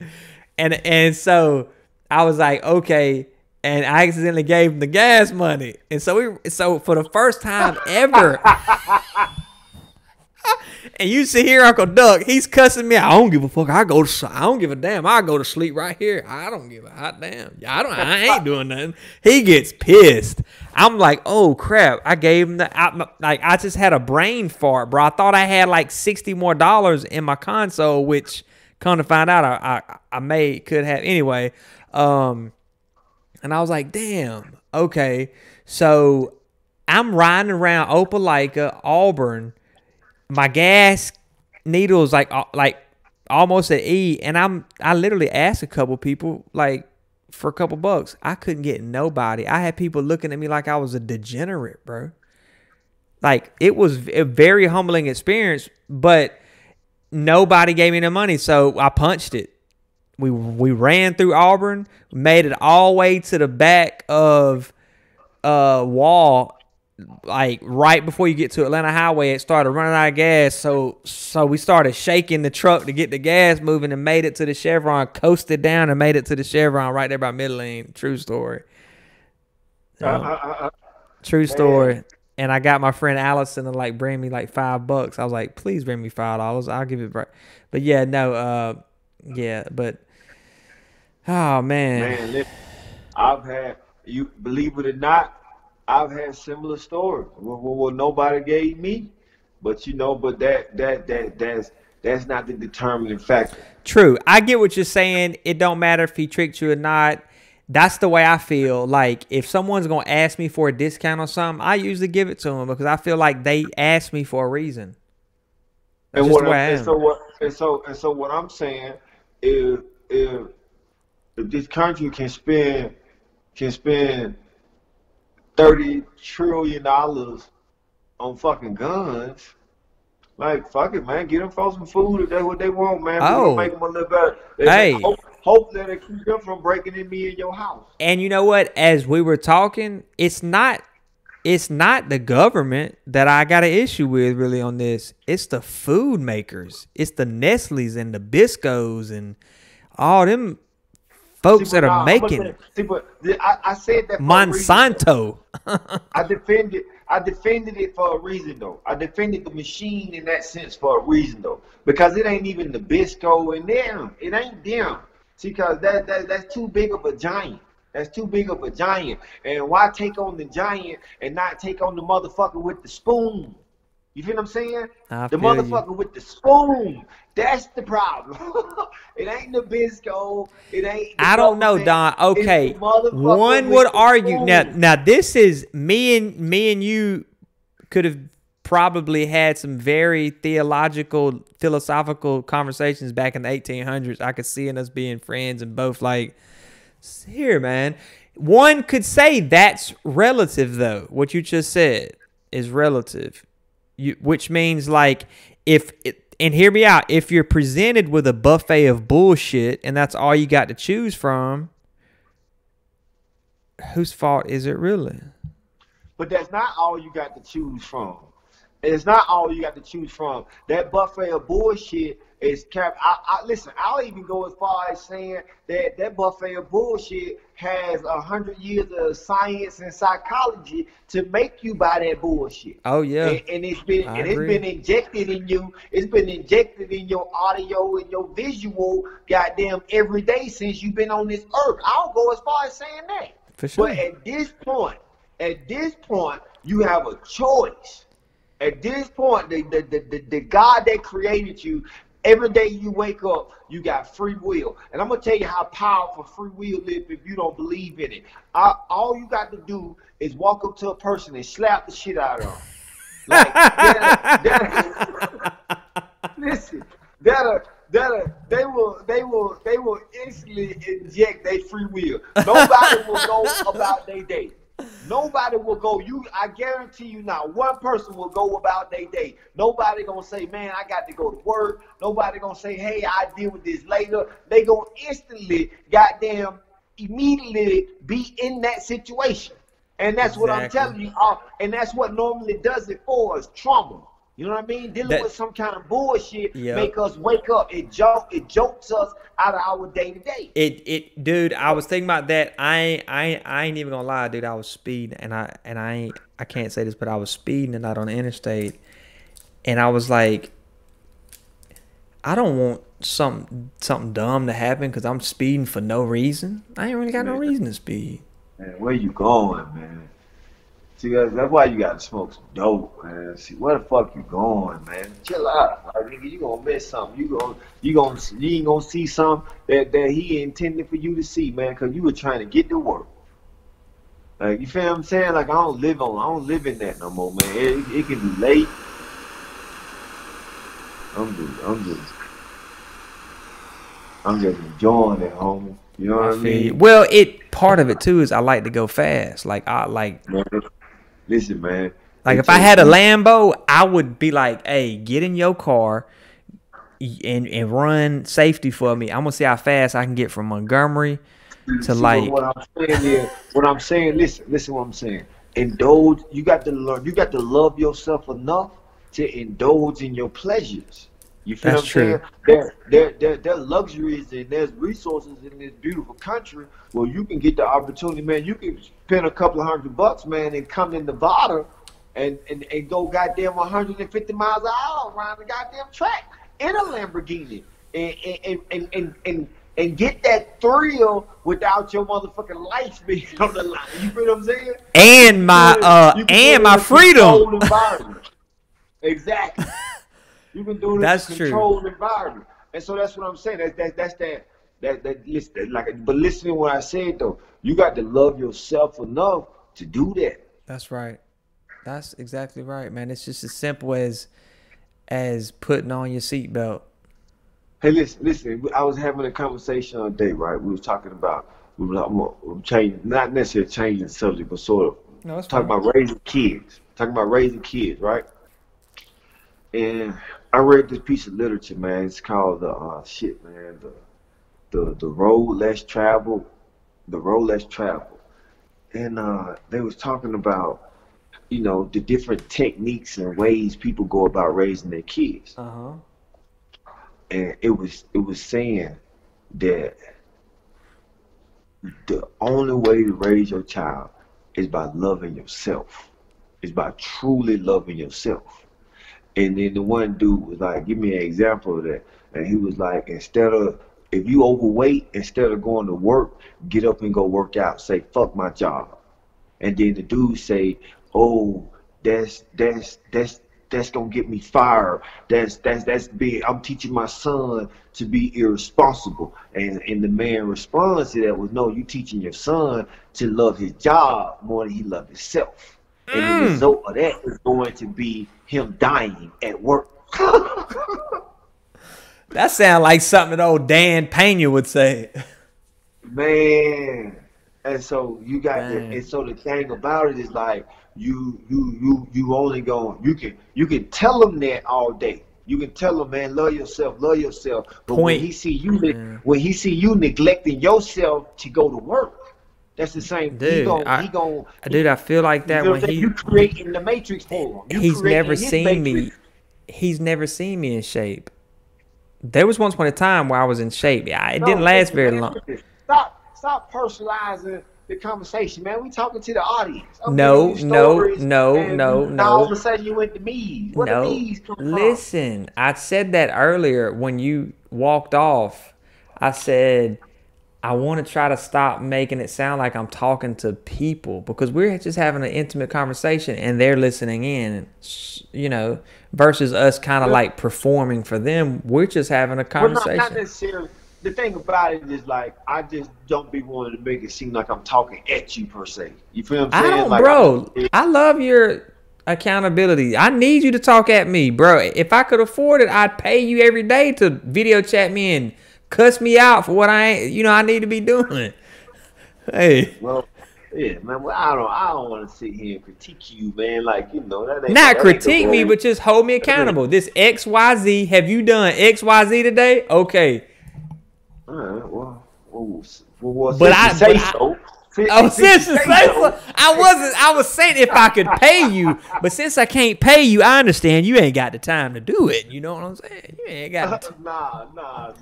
But definitely, man, definitely though. You got to be more conscious of your health, man. I do, bro. Like because, like I say, faced with this pandemic, man. That's the ones who it pose the greatest threat to, man. The ones who you dealing with, you already dealing with high blood pressure. You already a diabetic. You already goddamn overweight. Like you already got a weak immune system. Like those the ones getting those surprise goddamn situations where, you know, one day they fine and the next day they in a fucking coma. You know what I mean? Yes, And it ain't because goddamn the virus. It's the food and diet. Deadly is because they body was already on the brink of collapse. Like man, when I went in prison, fam. Like this is a true story, and anybody who ever went in prison will tell you this. It's so common. Like when I went to prison, let's say in my intake, it was probably like 30 of us just coming through processing, and you got to take this physical. And bro, I kid you not, it was at least 10 of those dudes who had never been on medication in their life, had never heard of high blood pressure, didn't know what it was, coming through the motherfucking physical. Like they immediately had to be rushed to the hospital and goddamn put on motherfucking medication, because these motherfuckers walking around with goddamn blood, goddamn readings that people trying to figure out why they ain't in a coma. But you know, it's just a result of eating cheeseburgers and drinking Hennessy, and like, you know, you just walking on adrenaline. Like you walking on adrenaline. That's what I be thinking. It's like your body is just really just working out listen, it's called the Food and Drug Administration, fam. They have literally merged the two. Like what? The same, like it's the same thing, just it's the same thing in a different form. And all they've taken the 200 years of knowledge and research and data, and they learn how to make your lifespan as profitable as possible. As profitable as possible with just consumption, like everything that costs money. Like he's just learning how to make you and that's what it boils down to. Like the shit you eat has no nutritional value at all. You know what I mean? And so your immune system is at an all-time low. Yeah, because there's nothing like boosting it up, dude. I've been thinking, and it's weird because it's almost been affecting my appetite because like I don't know. Lately I've been looking at my poop more. I mean, I always look at my poop. I don't know about you, but I do. Not like pick it up or nothing, but I glance at it. Yeah, the thing about it is like looking at it is cool. You need to look at it, but talking about it, that ain't. I know.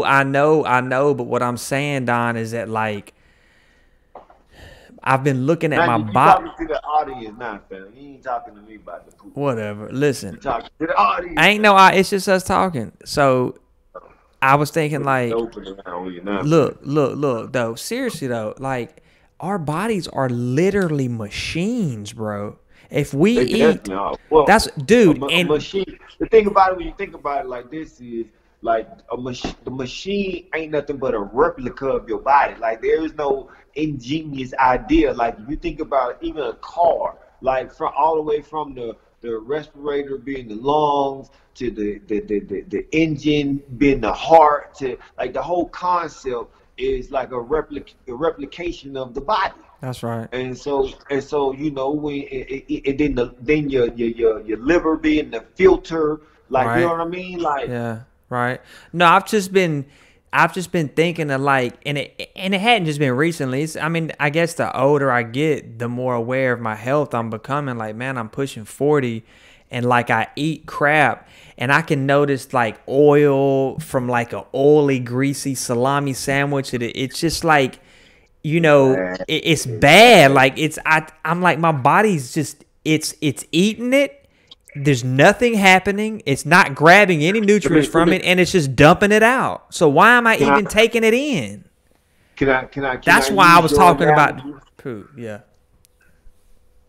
Oh no, that listen to me, man. Like yo, I'll give you a little info on poop, but I just want to run with your same analogy for a minute while we're What? talking about this. With the machine concept, because I want this to I want this to register, because we don't have this health conversation a few times and you're not getting better, and so I want this to register. So listen to me, right? Because we both don't have cars. Now you think about a machine, you think about that Chevy, and you think about that person who had that Chevy and didn't take care of it. And that Chevy, what that Chevy does, it don't just die overnight, it gradually dies. It gradually dies. It starts performing less and less and less, and that's how your body is. And then let's say, for instance, for whatever reason, you got to go off into the Chevy. You trying to change the heads on it, and you pop it up, and you see all of the built up oil and sludge just from the mistreatment. And now you see why it can't perform. You feel what I'm saying? And your body the same way. Like, and in our mind, we just think that, oh, I'm getting old, so I gradually supposed to slow down. No, that's not the way that shit works. Your body's slowing down because it's breaking down. Mm. You understand what I'm saying? Like, and so you got to know that. You got to know how you feeling that look like something on the inside. That's what I constantly tell people. Man, that look like something. And so what I'm saying, when you take that journey, bro, and you start loving yourself, man, ain't no amount of money gonna make you neglect that. You see what I'm saying? You are a pretty healthy dude, Because man. at the end of the day, when you get the money, all you gonna do is buy something.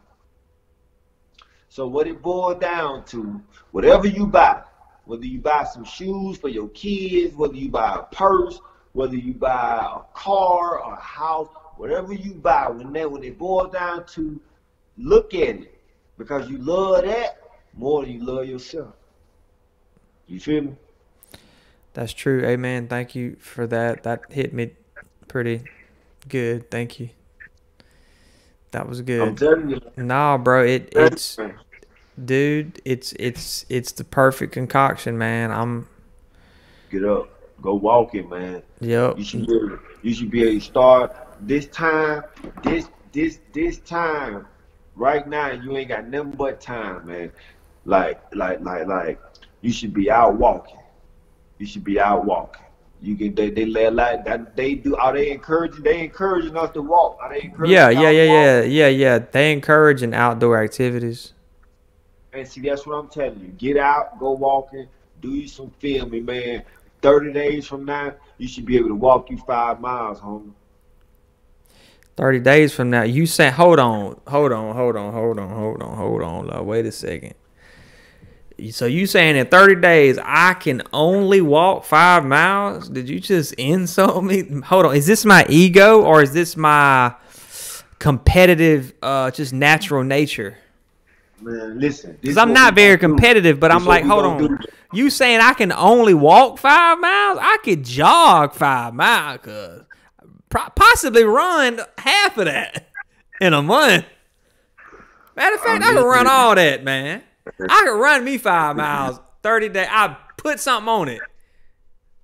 30 days, you gonna run 5 miles. We ain't got to put nothing on it because my health is on it, dumbass. Man.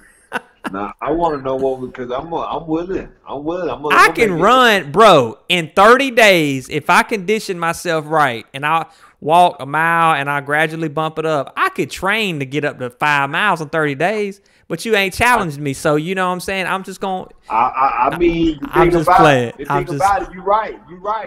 I didn't challenge you. I did exactly what you said. I insulted you. So no, I didn't take it as an insult. Oh, no, yes, I did. I did. If you can literally run 5 miles and I just asked you to walk them, that's exactly how you should take it. And you should prove to us that was an insult. Ain't no us, cuz it's just me and you. No, because I'm gonna make this. I'm gonna hold you accountable. Right now, everybody watching this, I'm gonna replay this on my Facebook tomorrow. Man, I ain't know. Hey, it's just me. You a lot of me. You a lie to me. You ain't gonna lie to everybody. No, I ain't gonna lie to you, now. Bro, when you told me when I was like 185 and I was like, you know, I had a good bit of money then too, and I was just buying, that's my vice, is going out to eat. But you told me to leave the last bite and drink water before every meal. I really did that, and it really did work, bro. And I still do it now for the most part. Okay. I really do. Listen, the fact that you even remember it, I believe you. I believe For sure. you. No, I ain't gonna tell it to you, and I don't do it. Like typically, my last bite go. The thing is, I told you about 10 things that day, but that registered with you for some reason. But Well, they say only. That's good. Well, they say only like 20% of what you hear. You right? Listen, and that's the thing. You start with bits and pieces. Yeah. And then you just build, you just add to that, because that's a beautiful thing right there. Because that doesn't just help with your diet. That helps with self-discipline, man. And that's the weakest muscle of them all. That's right, right. And that's what I've told people before. I'm like, you can look at a person that's in shape, and one thing that you can safely assume is that they are disciplined enough to do that, and that makes them more attractive.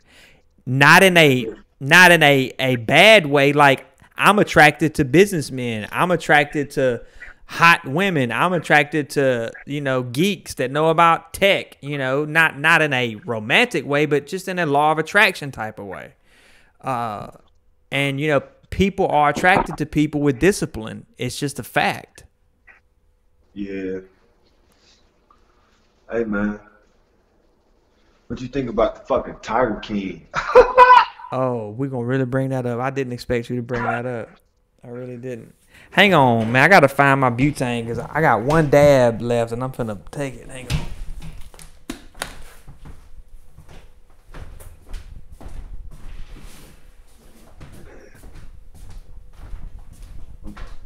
Oh. I'm going to roll another fucking blunt.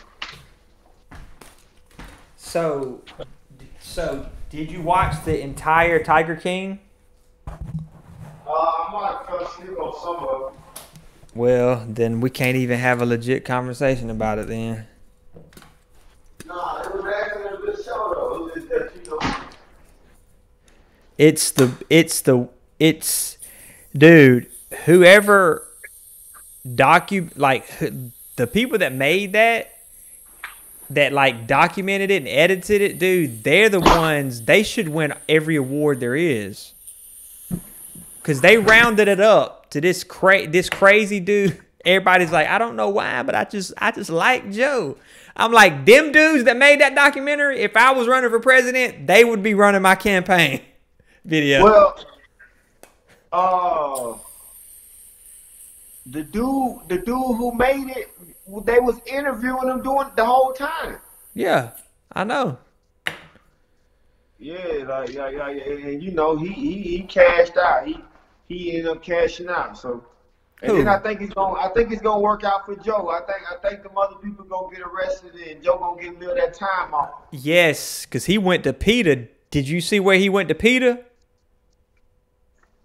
Yeah. Okay. Then. Not only that, he did something greater than going to PETA. What'd he do? He went to Netflix. Netflix probably came to him. No. What I mean by that is like the public outcry is greater than any amount of dollars. Well, true. The only thing, and I agree with you 100%. The only thing with that is like, it just goes so quick. Like, how long is it gonna take for people to be Nah. It's energy. Now, if they come with season 2, I've read somewhere they're considering season 2. It's energy, man. Everybody know who Joe is now. And Joe been waiting on this all his life. Bruh, has he not, bruh? You gotta think, dude, I've thought about Joe in jail right now going like, oh my gosh, cause he knows. He got the corona right now. No, he don't. Yes, he do. Hey, man, I gotta run to the restroom, man. Go ahead and hit that dab right quick, man.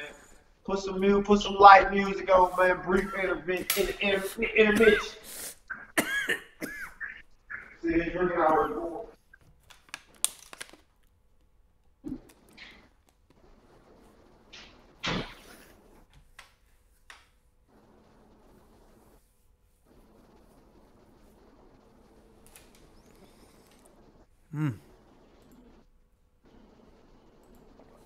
A little too hot. Oh my gosh. A little too hot.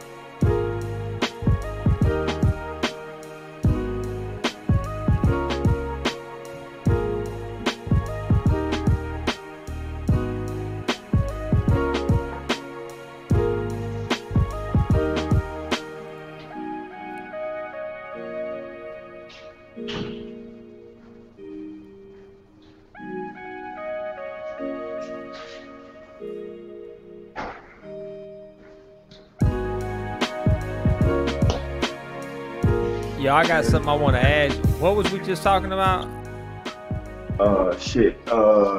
Tiger King. Oh yeah. Do you think Carol Baskin did it? Yeah. No question. Definitely. Bruh, she did kind of, and I ain't trying to judge her, but boy, she did have a weird type of vibe to her, bro. Yeah, I want to ask you something about this 5G, man. You know, because we just kind of just talking, you know, chopping it up. Well, that's what we doing. We don't have to keep reiterating that. I don't know why I keep saying that. Because I'm an amateur at this right now. What do you think about 5G, man? You think there's something to that? Man,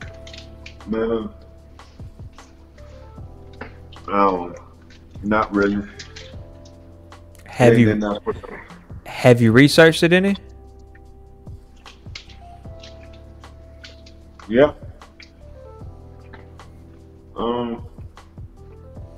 Well, first of all, what are you eating? Is that a Cliff Bar?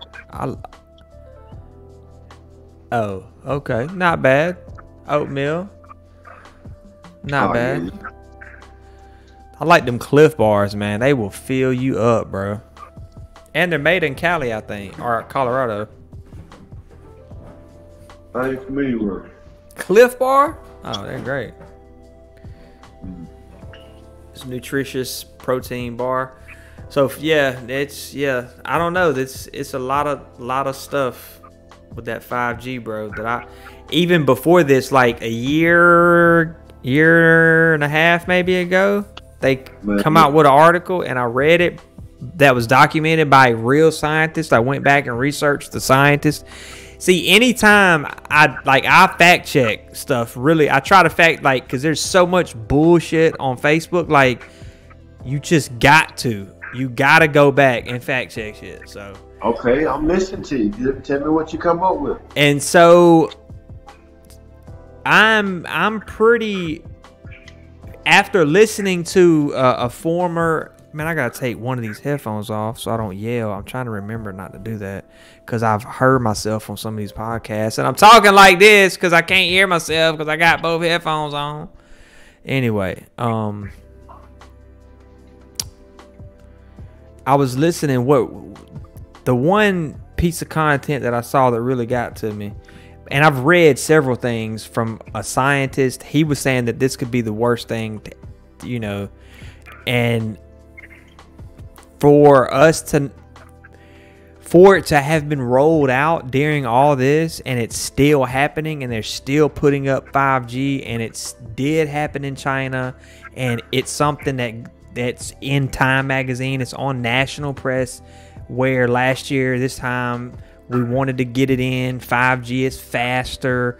Like you could literally do so much more with it. But after reading what I've read, doing some research, listening to some former employees that installed them, just some like good old boys. Either they was great actors and should be in movies, or they was just some regular ass dude that uploaded a video to YouTube that like knew what he was talking about. And he worked with these folks, and like he was like basically explaining how 4G and below there's longer troughs because the antennas are spread further apart, right?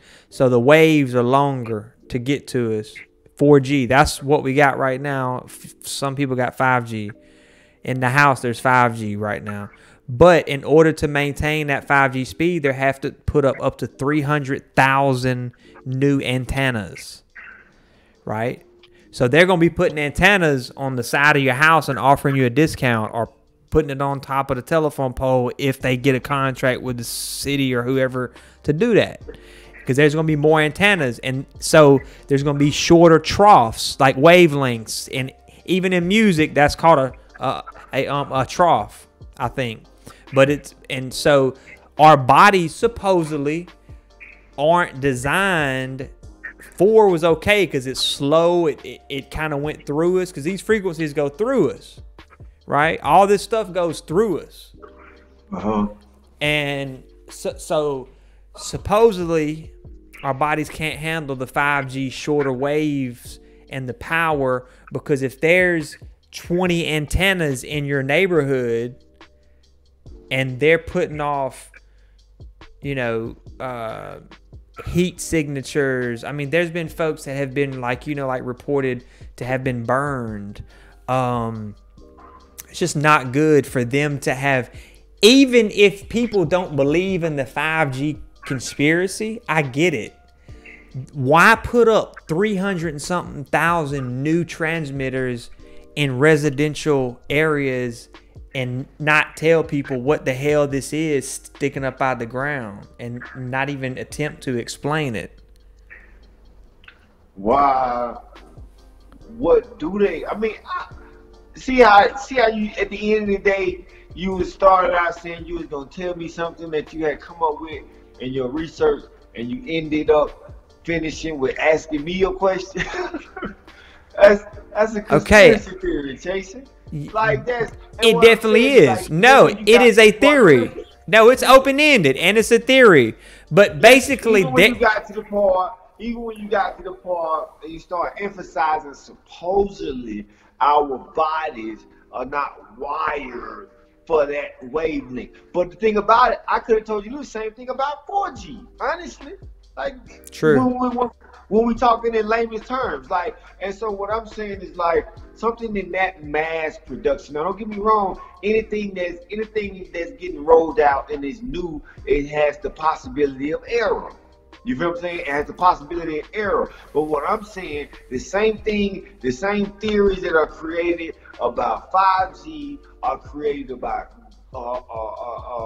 global warming, are created about goddamn just Jesus coming back to earth, and all the shit that's going on in the world. Is like it's the last chapter coming to realization. And so what I'm saying, man, we can run with any theory we want to.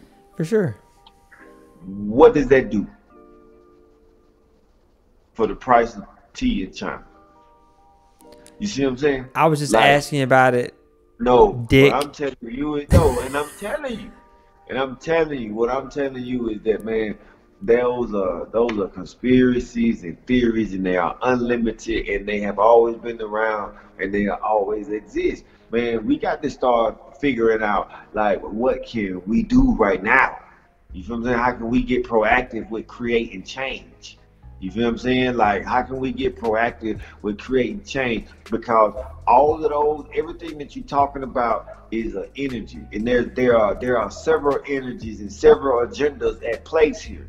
Like, even with this coronavirus, like, we can say that China started it, that people trying to, as an assassination attempt on Trump, the government lying and doing this. We can go with any theory that we want to go with, but when we get through debating it, what we gonna change? Because if we don't change nothing, we're playing it out. Well, I get what you're saying, but even trying to wake people up to it, because here's the thing. It's either okay for us or it's not. And even if the bet against it is worth it. For instance, something just happened recently. I don't know if I told you about it. A little humble brag.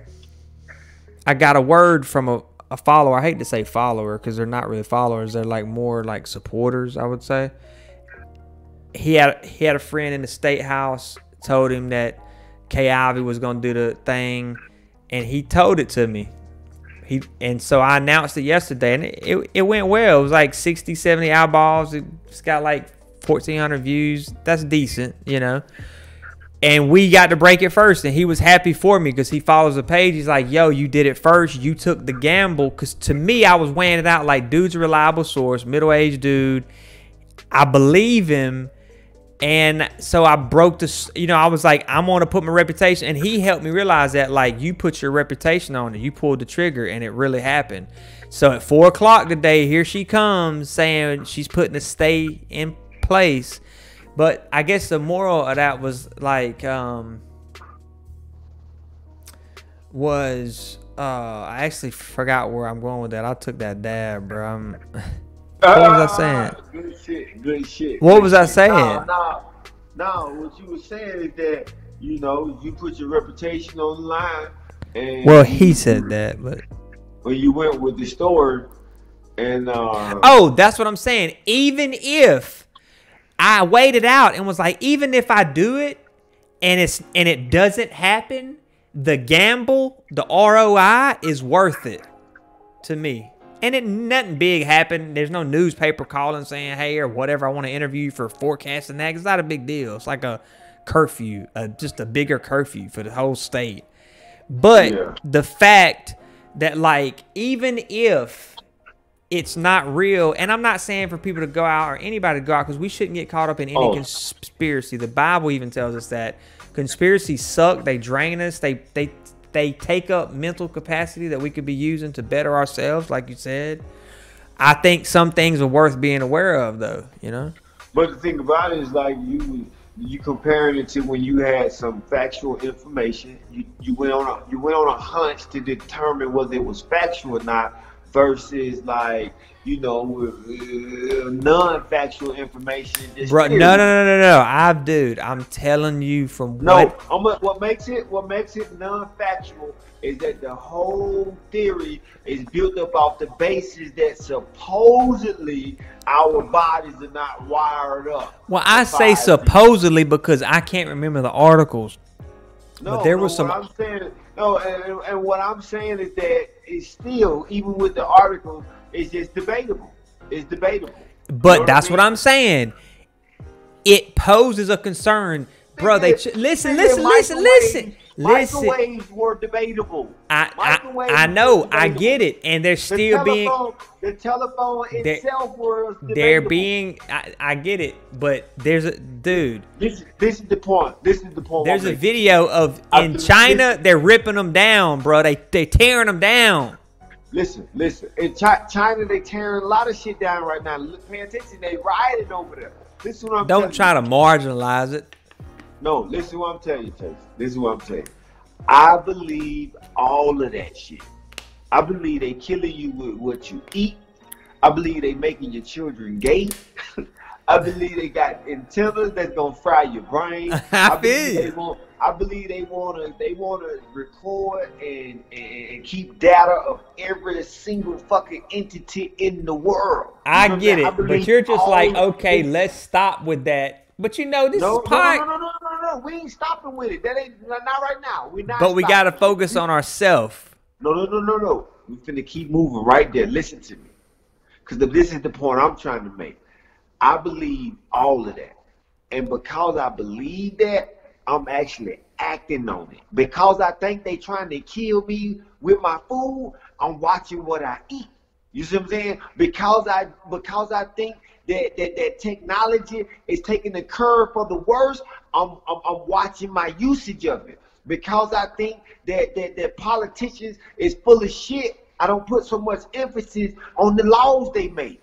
because you feel what I'm saying? I'm acting on it rather than just talking about it. And that's what I challenge people. Like, okay, I ain't saying don't talk about it. You're right. We have to be conscious of the bullshit that's going on around us. But after we come to the conclusion that bullshit going on around us, we can't keep going to bed, waking up doing the same thing. That's true. You see what I'm saying? Very Like we true. have to, at some point, we have to act on the knowledge. We have to act on it. I'm not saying ignore it by no means. Don't think I'm ignoring it. I'm not fucking planting a garden because I'm ignoring it. You feel what I'm saying? How's your Like, garden going? No, all I'm saying, I'm planting. I hear it. I hear I'm it. saying, It's just that, how is your garden going? oh, how the garden going? Oh man, it's going good. I ain't putting that in the soil yet. I'm just building it. I'm just building it. Gotcha. And it's gonna be a ceremonial process when I actually, put the seeds. You and should shit in the record it, soil. man. That's good Oh, content. definitely. But definitely, man. I'm setting up now, man. It's the whole thing. I'm documenting. I share it with you, man. I just some shit, man. It's just so much of a learning curve. It take too much footage to try to document it. I'm Man, glad that we I- did this, bro, because we went like 2 hours. We Definitely, talked, definitely. we agreed, we long. disagreed. I love it. I love you always real. You're definitely not a yes man, and I love that about you, man. You're gonna speak your truth, man. Oh man, I fuck with you, man. We could do this for 2 days. Man. 2 days. We could probably go on a marathon. Long as we don't fuck around the weed, we could go all day. Really But I gotta could, get me bro. something to eat. I'm fucking hungry as shit, man. I don't know. I might eat a bowl of cereal or some shit. What kind of cereal? Like some Frosted Flakes or something? Oh, nah, man. I got some motherfucking raisin bread. I love Raisin Bran is so good, man. But my mama, it's funny. I just ate some at my mama's house like a month ago because I saw it, and I typically don't drink a lot of milk, but I saw that Raisin Bran. I might have had the munchies. I probably did. I always got the munchies, basically. Hey, listen, Anyway. man. Cereal is like Look. the best munchie food. Look. And I went over there. I poured it, and my mama was standing there because my she's a very healthy woman, works out. And she saw me go over there by the coffee pot and dabble some sugar in that thing. And she was like, what are you doing with that sugar? It's sweet from the raisins. You don't need no sugar. I was like, I know. She right. She right, though. Man, them raisins sweet enough, man. And see, I'm telling you, man, it's those. You know what I call those, man? It's those kind of. I call them fat habits.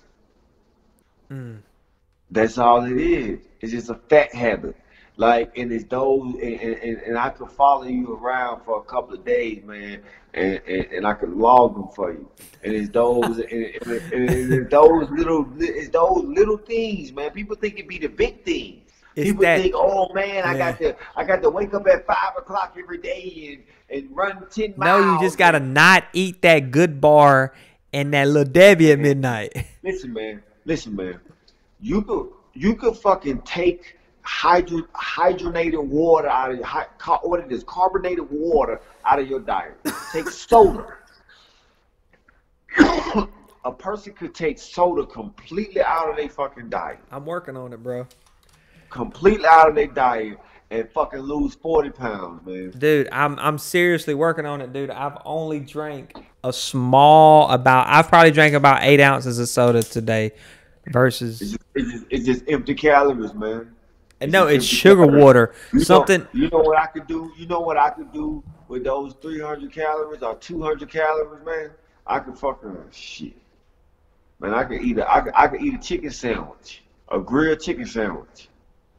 You know what I mean? Like, and look how much I'm gonna get the same 200 calories, but look what all else I'm getting. Look what all else I'm getting. And versus you just get empty calories. Oh, I know, bro. Listen, I look at all the stuff now. Like, I look at, dude, aisles at the store, the gas station, the drinks. Man, I'm like, this is all mostly sugar water, bro. The healthiest shit in here is the beer. Right? Damn near. It's all the same shit. And then honestly, man, like if you go You go on Taylor Road. Excuse me. You go on Taylor Road and go to the gas station, and then go over on Fairview and go to the gas station and look at the difference in the options. Mm. Like I drink a juice called Naked. It's Me one of too. my favorites. Oh, they so good. Which one you like the best? The lean? I like the blue one. The Green Machine. I like the blue one, man. It's so thick and good. It's like liquid baby food. Yeah. See, I just messed you up with that one. You ain't gonna never.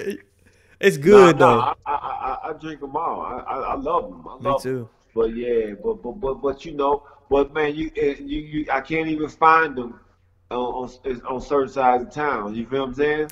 True. Like you don't even have that option to get something healthy. And I know they just don't sell it because I guess people don't buy it. But it's just obvious to me. You know what I mean? Like, and that shit got to change. Huh? Yeah, no, dude.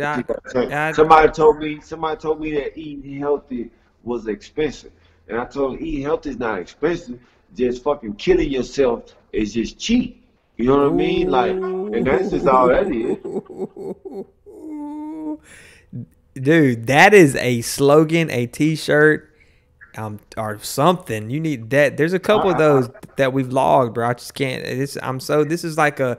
To me, I don't want this to be like a broadcast, everybody. This is just us and our like notepads and our diaries, and we're just in our therapy session and smoke session, and just homeboys being homeboys, and they get to peep in on us. We ain't broadcasting to them. That's what's up. That's what's up. Well, shoot, man, it's like 3:23 here, and I'm gonna go ahead and knock out. I'm gonna wind down. I'm gonna probably put it on this Mike Tyson podcast. I've been really wanting to check out, man. Dude, speaking of which, segue, and we'll end with this. Cannabis. Look what cannabis has done for Mike Tyson. Yeah. It's amazing. Definitely, man. Listen, man, a lot of empire is gonna be built off the back of cannabis, man. On everything, you just get ready.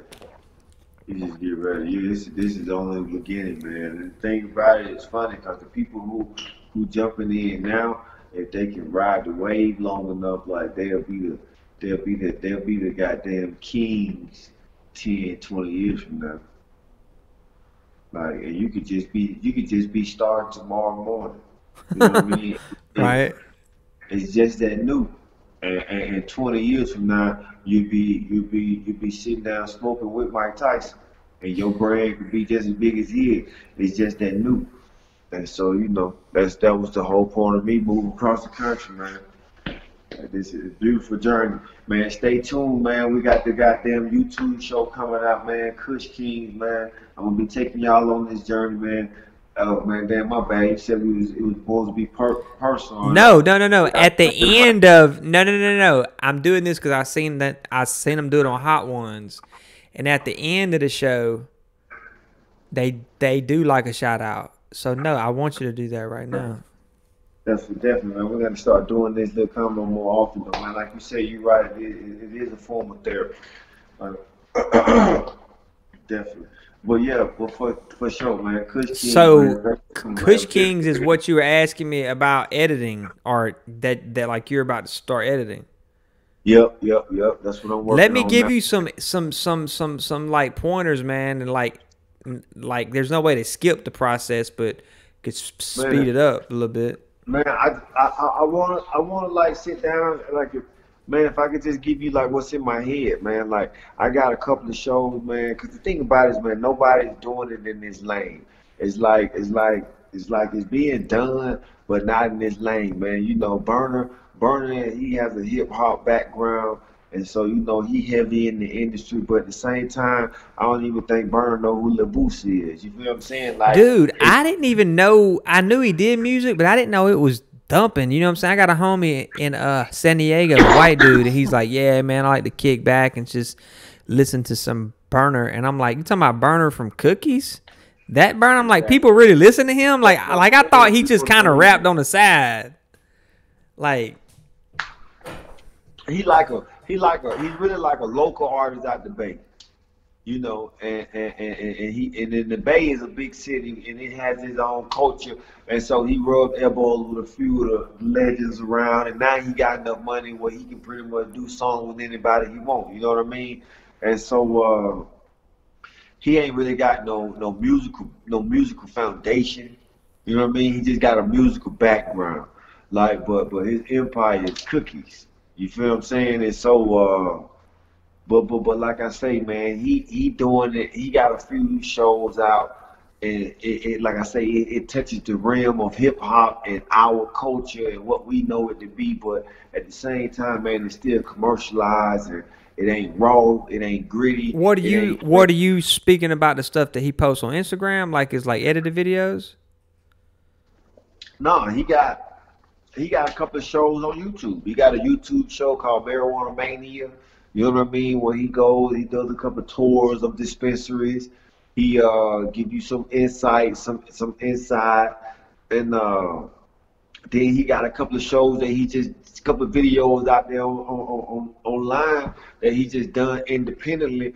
Well, you know, he went to, let's say, the High Times Cannabis Cup, and he may have did a show. You know what I mean? He edited it down to a 45-minute show, and he posted online. And so he's like one of the ones who's bringing marijuana and hip hop and trying to merge it. But what I'm saying, somebody like you don't even know that show exists because it hasn't been brought to our world yet. You feel what I'm saying? That's what I want to do. Dude, I think what he's doing with music and that I see that being you in fitness. I just see that, bro. Like I just see like people like fitness and they like marijuana, they like cannabis, they like CBD. Oh, I see what you're saying. My parallel in fitness for me to be what music is for him. Yeah, like that. And that would help accelerate if you streamline that. That would help accelerate the process to be like, okay, this is me, and just like show you, like taking.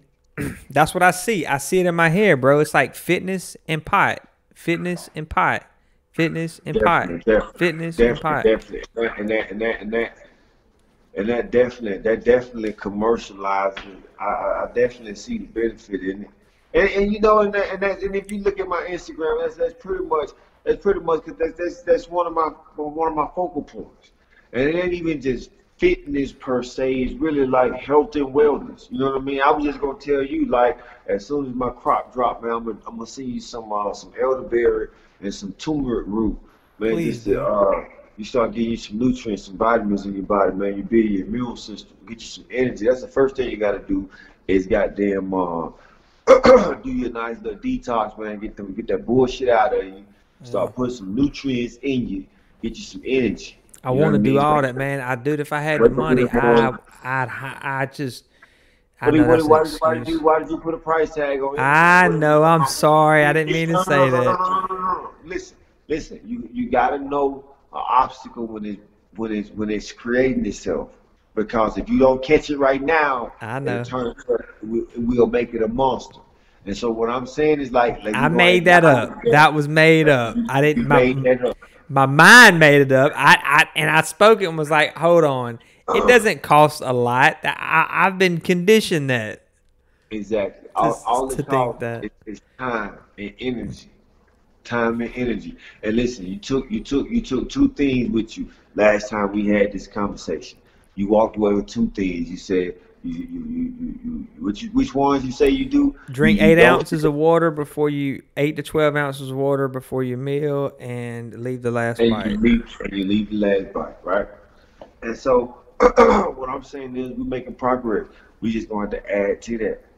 And one thing we've added to is this physical challenge that I'm going to hold you to. In 30 days, my man, you're going to have to run 5 miles. I don't need no challenge to do it, but it does psychologically help, I think, because it's like childish, but it's really motivational at the same time.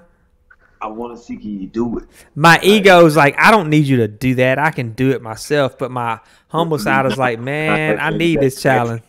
That's your way of talking yourself out of it is what it is. That ain't that. What I'm telling you is like, No, I'm I gonna do it. want to see if you can do it. I Like it's just as simple. if I don't You should be appreciate how able you to. talking to me right now, man. You You lucky should be you out able there. to. If You should be able to. But I if want to see if you can do it, man. if how many miles can you run straight right now with like minimal breaks? No, with no breaks. No Minimal breaks. breaks? And no breaks. Would just take off running and not stop. Now stop. Shit, I ain't ran in about 2-3 weeks. Probably about 11, 12 miles before I have to come to a stop. Why did I just imagine seeing you galloping towards Prattville on the interstate? Because that's about 10 miles.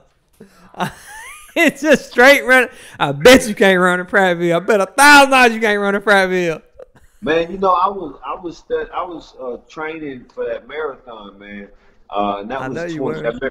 The marathon is 28 miles, and I got a fucking injured knee, and so I was running up to like 30 miles a week, and I re-injured my knee, You and didn't so give I it backed time out. to heal. I backed out of it. But what I'm saying is like a half a marathon, 14 miles. Is like I've done that several times, and so you know, I might take you up on that challenge one day, man. I get to Montgomery, I might run to Prattville. That would be so dope, And bro. I'm gonna tell you what be more dope. I'm gonna smoke a fat blunt with you before I take my running.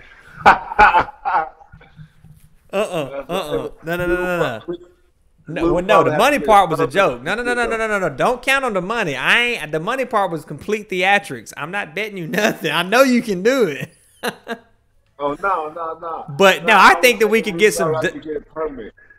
Yeah. No, dude, you at a sprint headed towards Prattville, like, oh, that'd be so dope. Cause like we get some drone footage, you going across the bridge, No, and you know what? Considering I probably want to run from Prattville to Montgomery. That's true. Prattville will lock me up when we got there.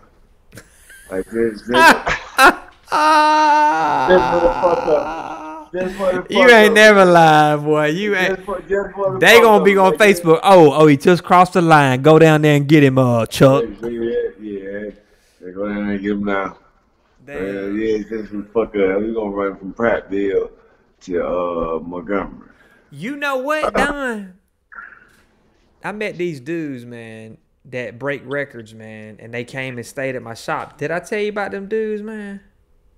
Yeah, you told me about it. All right. Anyways, they break records, and they really opened my eyes up to something. Like, you could break that record of like how fast does it take to get from Selma to Montgomery, the march? Like, how long would it take you? And it's like 50 miles. From Selma to Montgomery. Selma, the same path that they took on the march. You know what? You this crazy. I had said I think Montgomery to Tuskegee is like 33 miles, and I said that I wanted to hike it and just create awareness to some silly shit like whatever on my mind at the time. Yeah, exactly. Exactly. And just fucking do it. And I said I'm gonna do something like that. I'm gonna do something like that. Because you're like physically capable of doing it. Like, do it. You know what? When I come to Montgomery, man, I'm gonna only be there for it depends on what everything going on to what I'm gonna do. But what else I was putting together? I got about 20 kids, man. We gonna do a trash pickup. I was gonna tell you I wanted you to come out there and get some footage. Yeah, that'd be dope. And cover that just for the fuck of it, man. Yeah, man, for sure. Heck yeah. And then we could do like a long distance run. Man, No. You ain't gonna run long distance. Not long distance. I meant like a 3K, or is it a 3K? Or is it a 5K? A 5K? Yeah, because that's like 2.1 miles or 3.1 miles, 3.4 miles. 5K is 3.3 miles. 3.3 miles. Yeah, I've seen like kids do 5Ks before. Yeah, kids run 5K. Yeah. You couldn't run 5K over a kick. Bro, I'm finna run over a 5K. I'm doing a 6K. We don't see. It ain't no we gonna see. Hey, tomorrow I'm going to map it out. You know what I'm saying? I'm gonna go drive my truck and figure out my route, the way I can run. Probably not. Probably not. I'm just probably just gonna start with some walking first. I just gonna say, you gonna drive your truck, you can't just go walk and see that? Huh? I said, you gonna drive your truck, you can't just go walk and figure that out? Well, I was gonna see the mileage, like 1 mile, like around this block that I'm at. How many times is 1 mile, just to kind of dial it in. Listen, man, you too tech savvy to think that that's the way you got to do that. Like, you could go to Google Earth, and Google Earth will tell you Oh, that's true. exactly how far it is you want to go. You're so right. Like, hey, man, Maybe I just, dude, that was just my hillbilly side coming. I want to get in the truck and ride around the block 5 times and know, hey, this is a mile. Hey, man, nah, that was you building obstacles. That's what that was. Building obstacles. You You trying right. to make this. You trying need to make stick, this bro. possible. I know you don't need me to tell you this, but you need to stick to that verbiage, man. The obstacles, what we talked about, bro. This is like the framework of what could be like your keynote motivational speech, man. I'm telling you, bro. I'm so glad we recorded tonight. Man, it's the framework of my life, though. I'm over here now mixing organic home-based soil. You want to see it? Sure. It's the framework of my life, Jason. You feel what I'm saying? Let me show you this, man. Put you on this shit right here. I can't see. Tell me if you can see what I'm showing. This is some rose and flower mix, man. 484. You know what 484 is? The video went out. The video went out. Oh, my phone. Can you see it? Yeah. 484. Nitrogen, potassium, phosphate. That's the chemical buildup, man. We make an organic soil. That's just some clover seeds. Clover seeds is a natural nitrogen builder.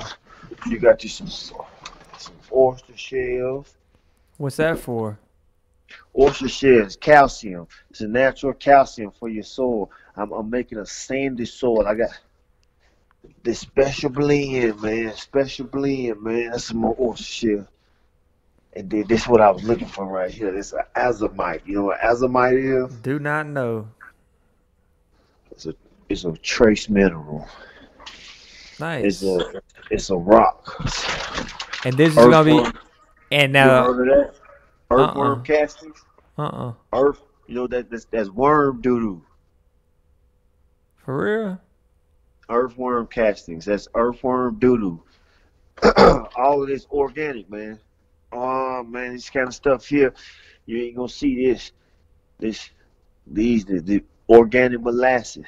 That's a sugar compound, simple sugars, plant lover. This is called macrorhiza. It's a root enhancer, completely organic. It's a fungus that grow on your root. So you're gonna do an indoor grow? Supports bacteria. Yeah, definitely. I'm doing an outdoor grow too, but you know what I'm doing is 100% organic craft bud, right? That can only be done indoors. You know what I'm saying? Yo, this is an indoor grow light right here. My mom gave me, man. Somebody gave it to her. Okay. Looks like a LED. You have to go and check the pars and the lumens on seeking what you can produce with. I don't know anything about it. It's been in here for a while. Alright. I DM you my address. You can just mail it to me. Yeah, okay. All right, I got you. We can barter some. Let me show Nah. you. This is more like your life right here. You see that? Oh, nice. Yeah. Yeah. That's like a real deal. Like, this is for like some like freaking basil or something. The one I got. Anyway, well, look, man, I'm gonna let you run. 3:42. We went 2.5 hours, bro. This is dope. Man. Real Chop it podcast, Chop it up for sure. mobcast. Man. Thank you. Quarantine, man. Quarantine, isolation, pound, Take one. quarantine, pound. All right, brother. All right, man. Get on with you later. All right, Bet man. that for Take sure. take care. All right, ladies, be safe, man. Love you too, brother.